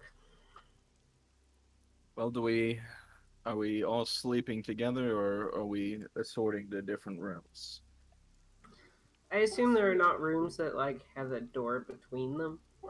No, so I would say in terms of the rooms, could potentially squeeze one more person on the ground into one of the rooms because there's like two bunk beds and then the floor. Fitting all of you into one room would be tight. What you'd likely be doing would be just having one more person into one of the rooms of two, so that you're three to a room. One And second, I'm doing just like gonna three get and my two. dog.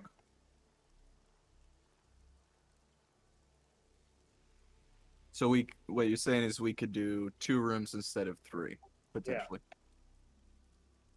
But trying to do all 5 of you in one room would be impractical. Perhaps it would make sense to have the boxes and 2 people in one room and 3 people in the other. At least one person awake in each room.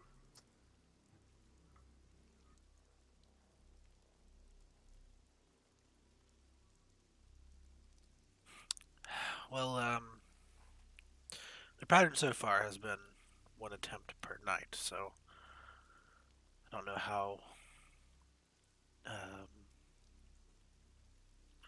likely it is they'll strike again tonight. But Likely, perhaps not, but I'm not willing to take that gamble, are you? yeah, it's probably better safe than sorry. But we can more formalize our plan in the morning with the whole trap situation. Indeed. In any case, I certainly won't be getting any more sleep tonight. I recommend that those of you that need it get comfortable, and I will keep watching here.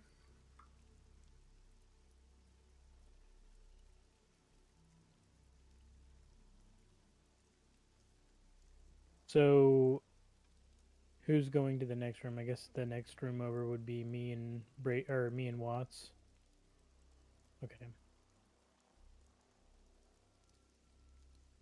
Watts, do you want to sleep first, and then I can, once you wake up, I can try and get rest. Yeah, Okay.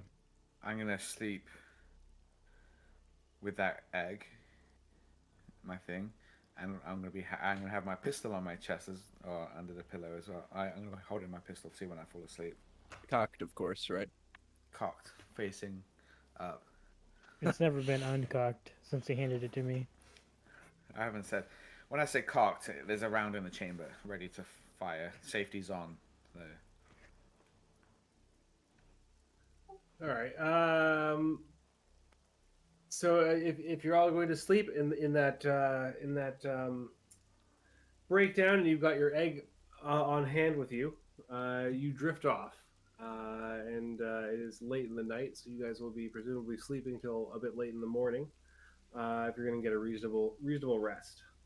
As Watts, as you drift off, you quickly descend into a deep sleep, and then later on in your rest, dreams beset you.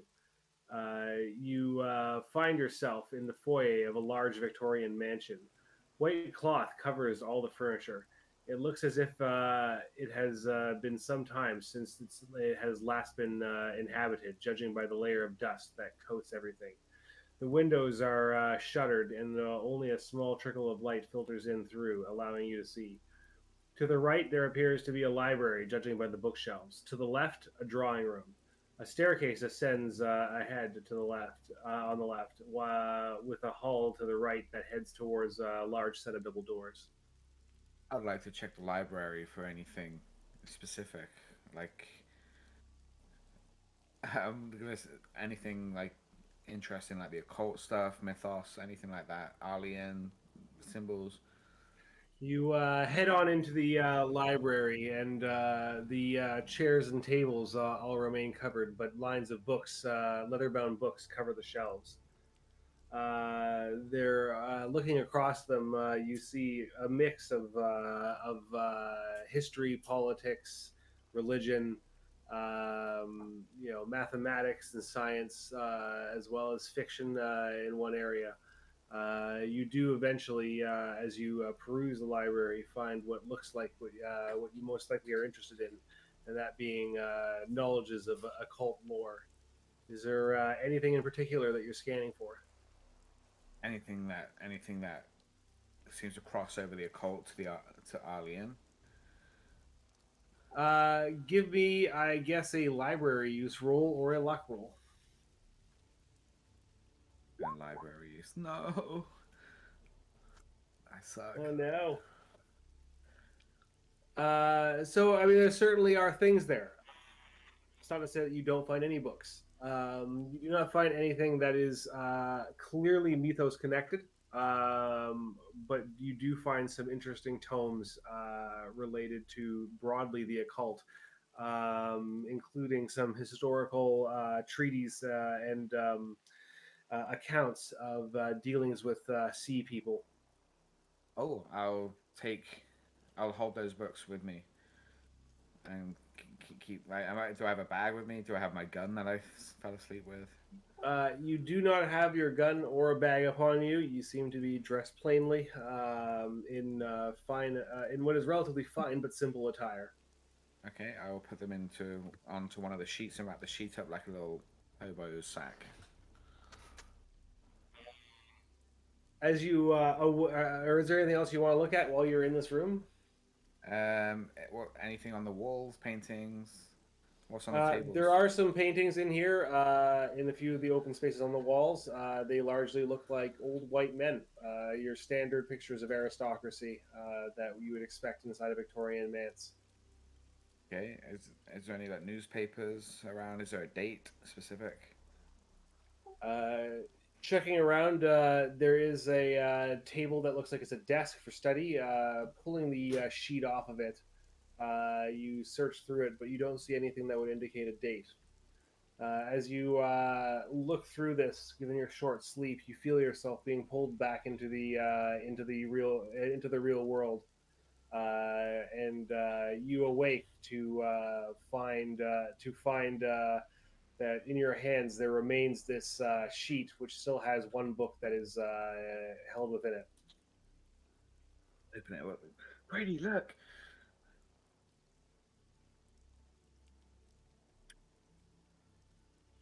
Oh, we can't hear you. Yeah, I guess he's just gonna be like kind of startled, and then look over to his way and.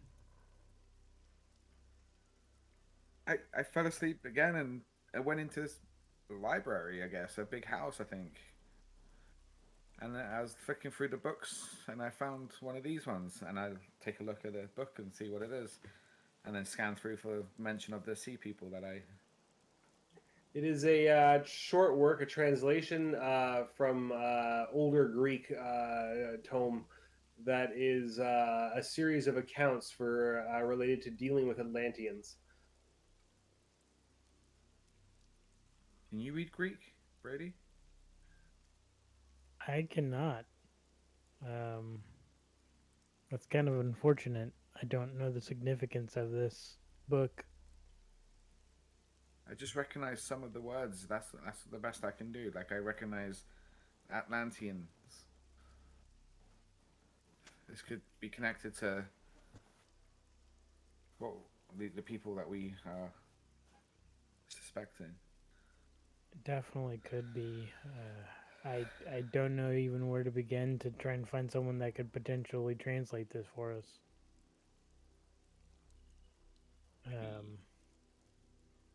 Maybe Miss Cuthbert, not Cuthbert, the other one. Mrs. Hastings seems to be an educated woman. Yeah, that could be a good start. Let's add that to the list of things to do. Do you where in your dream where were you when you pulled this out? Do you remember? Some kind of mansion. No idea. Did it look like Nora's grandmother's or aunt? I can't remember who it is. No, I would say it would be more richly appointed and traditional. You'd be more likely to think that it was somewhere that would be British aristocracy rather than simply nouveau riche in North America. I mean, I can't tell you where. I think it was like old England, and I just saw paintings of white men on walls. You know, the traditional stuff.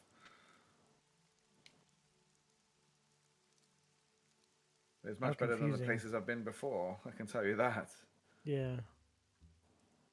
Well, I guess it's something to note. Maybe the further this trip goes along, our dreams will start to correlate to something that we can hopefully make sense of, because at this point it's really confusing.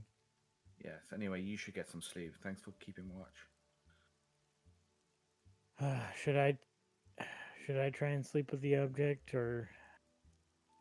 It's up to you. Hopefully, you'll have a coherent dream too. But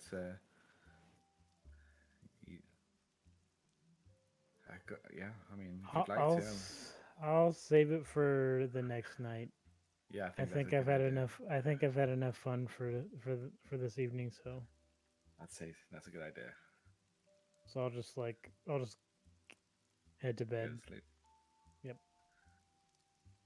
And then I'll just peruse the book to see if I can translate or pick out anything that is significant while he's sleeping.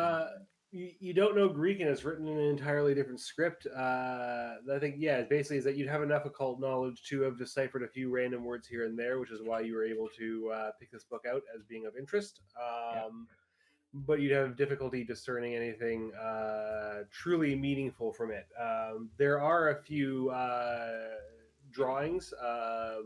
One of them looks like it would be a map of some kind of city that you're not familiar with. There are also a few pictures of people, including a couple that look like hybrid deep ones.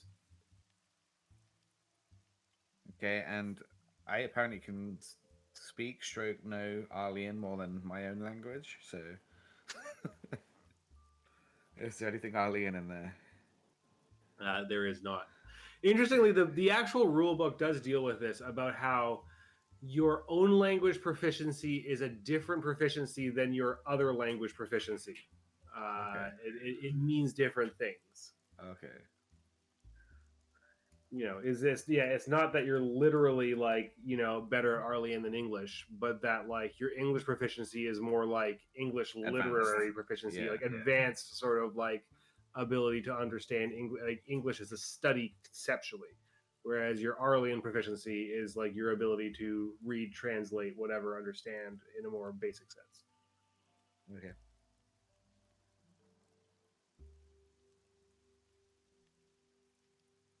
Excuse me. In the other room, the three of you sleeping in the same room as the artifact have a rather restless night. Are any of you staying watch, or are all three of you sleeping at once? Oh no, Nora was staying up, right? Nobody nods. Nora, you, I guess, give me a Constitution roll to see whether you slip off to sleep because you've been awake for quite a while. You are able to keep yourself awake through the night, into the morning as the other two sleep, obviously quite fitfully as you sit there on the bench beside them.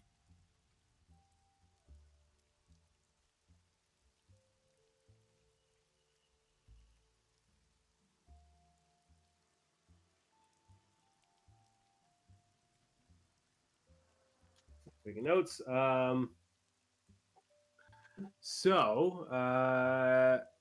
The question is that we are now into Friday, February 9th, 1923, in the early morning. What is that you guys would like to do? I guess at this point, probably not early morning. You're probably getting on into late morning, considering how late it was that you went back to bed.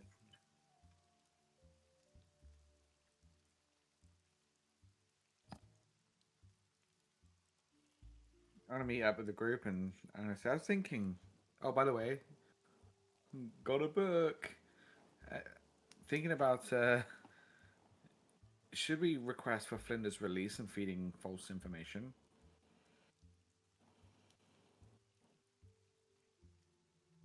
Not sure. He's quite a blunt instrument.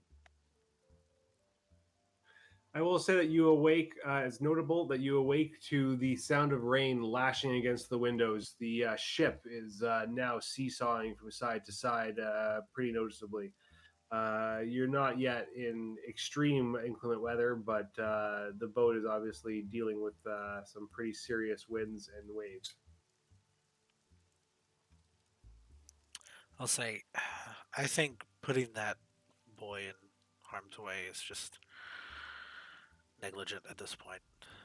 It's not about putting him in harm's way. It was just more so we could seed information to our benefit where it leaks, and then we can keep watch. Benjamin and I have a contact for that. What did you have in mind? Just like dropping the hints of a false location of where that box is, the item. Like over. Yeah, I don't know. I'm just trying to figure out who's who and what's what. You know, it helps me keep my mind off the fact that we're on the ocean. Speaking of the contact you're talking about, Mr. Wright, we still have that situation where before the, I guess you would call attack, I heard that splash on the side of the boat, and shortly after I saw Mr. Hughes. I don't know if it's a correlation or just a coincidence, but um, we might You have to look saw for Hughes on the deck. Yes. He had, well, I heard the noise, the splash, and then I had saw him, and then he went into the boat shortly after. So I don't know what to think of it, but we need to look for certain cues from him, maybe, or maybe just be suspicious of him. Would hurt to find out that a fellow journalist would uh, have low enough integrity to be swayed by this group. But anything considering the what we've seen already is possible. Yeah. I will say most of what he's told us hasn't been exactly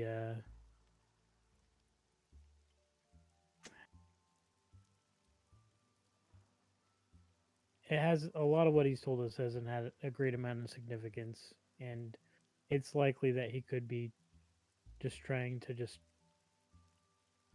get information from us rather than give too much of it to us. And I don't know. We I just have need to be been suspicious. haven't exactly been forthcoming with him.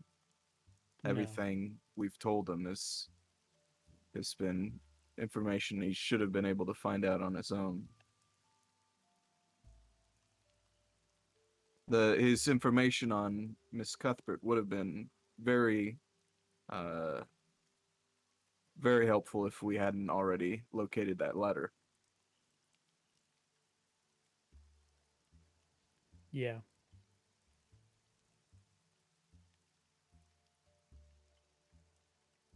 I don't know. It's just food for thought. He could potentially be playing the other side. Um, If that could we're be a stretch.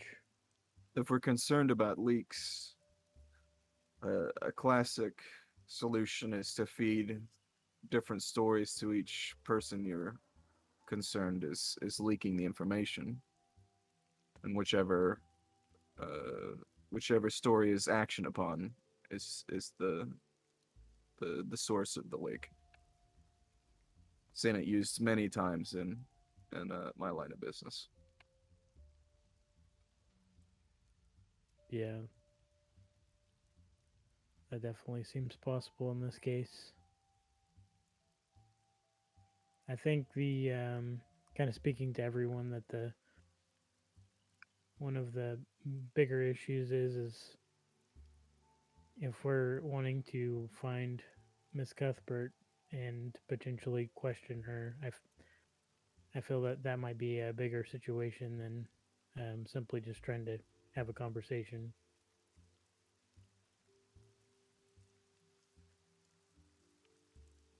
Not sure what's to be gained from talking to her if uh she can possess people on a whim just through proximity. That's very dangerous. I think it's more through coitus. Ah.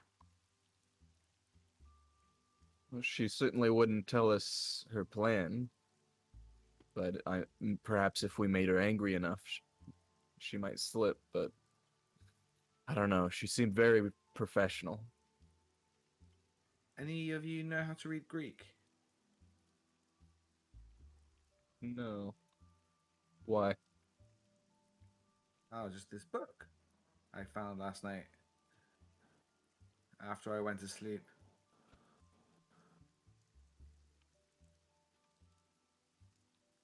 You use the object again. I didn't use it. I just fell asleep and it was next to me. Where did it take you? To some old English mansion. Don't know where. You Or don't think it when. was on the ship? Oh, it was out on the ship, I tell you that. Catching my stumble from the waves. That's. Do you But I think the found a book, first? and it specifically talks about the people of the deep, hybrid people, Atlanteans, and there's a map of a city. That's all I can get from the book. Do you think it took you somewhere off the ship the first time? Oh, I wonder how these are connected. I don't know if it's connected to our journey, but I know that it's connected to the mythos.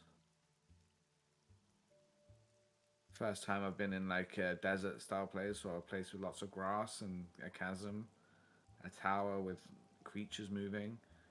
Another time I've been into somebody's science lab. That's when I got that weird liquid I bought. And then this time I was in a mansion. This was one of my better ones.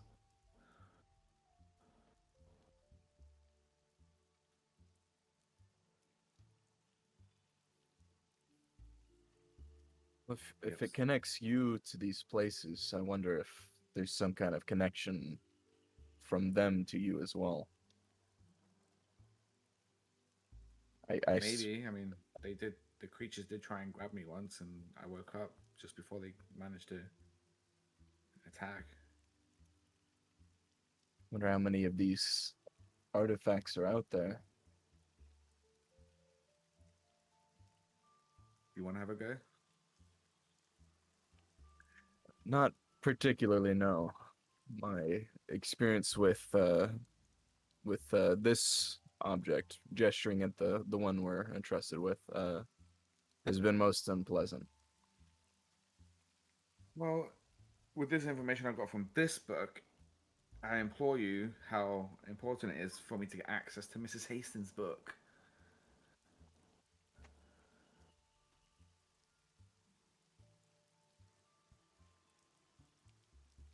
It would be good to know that nothing's happened to her. When was the last time you conversed? Yesterday.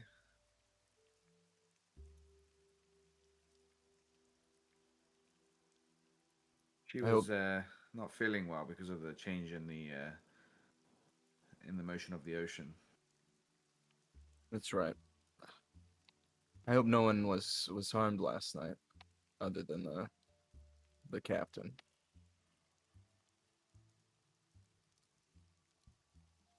And the fishman.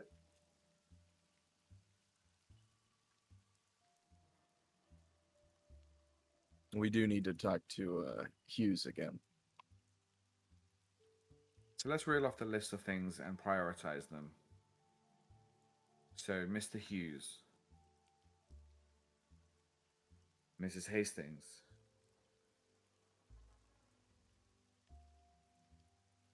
Cuthbert, the captain.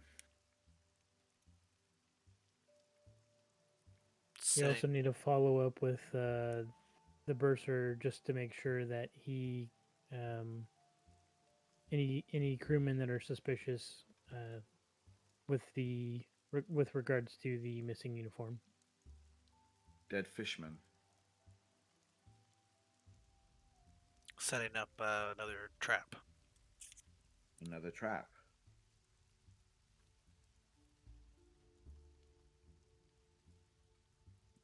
Sorry, just going back out of character. The last time we looked at the genie lamp, whatever it is, the one that she has, that Nora has, did we determine that it was dangerous to light it, or we just don't know?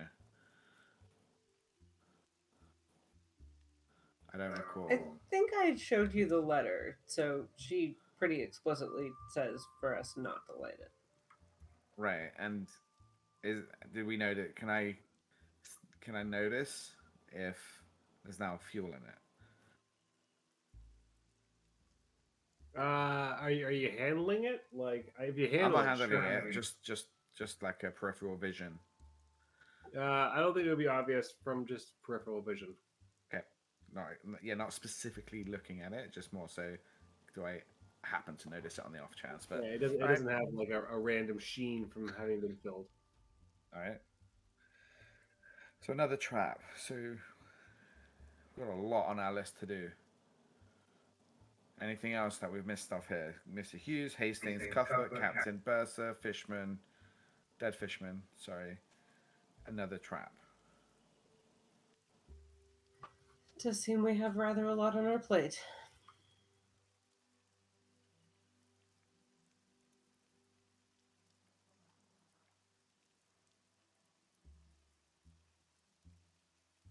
Wouldn't mind asking the captain or the bursar if they recognize this map at all, like any landmarks that they can decipher from it. See if we're headed that way. That could be a good. That could be a good thing. May as well ask.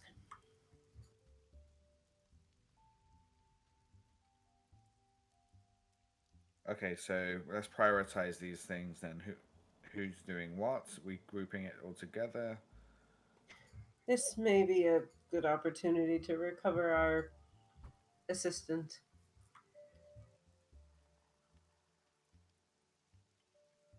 Cover our assistant. Well, Understood. Flinders could help with some of these matters. Not the more serious of things, but he may be helpful as much as I will 100% deny it if any of you should tell him I said that. I don't think we asked him to do anything. He like anything real. It wouldn't hurt for him to keep an eye on Hughes. He could be a very effective distraction, though. You are correct. Though it also could get Hughes in trouble if he's not actually. I'm sure he could give Flinders the slip if needed. Perhaps we simply turn Flinders loose and let him stumble upon whatever chaos he stumbles upon. Surely it will be loud and completely inaccurate, allowing us to move more stealthily in the wake of his distraction.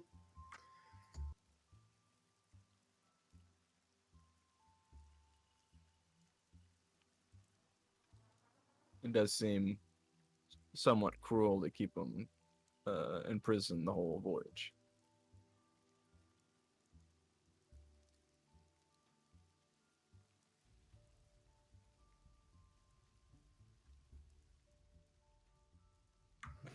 He is a force of nature. He must be allowed to wreak his havoc for the time being.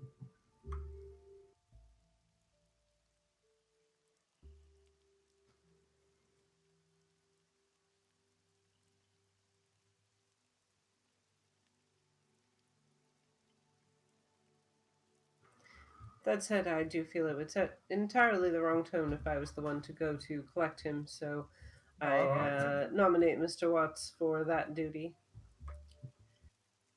I'll collect him, but what specifically do you want me to feed him as information to set him loose? Perhaps we take an entirely different strategy. He seems to behave most unpredictably and loudly when given little direction. So perhaps you simply appeal to his vanity. Tell him that we are really at a complete loss here and at our wits' end, and he needs to stir up absolutely anything he can to help Fishman us. attacked the deck, and only he can save you. Exactly. He must fish up any strange stories he can and relay them to us with utmost secrecy to help us onto the next stage of this investigation. But we are most at his mercy and at our wits' end without him.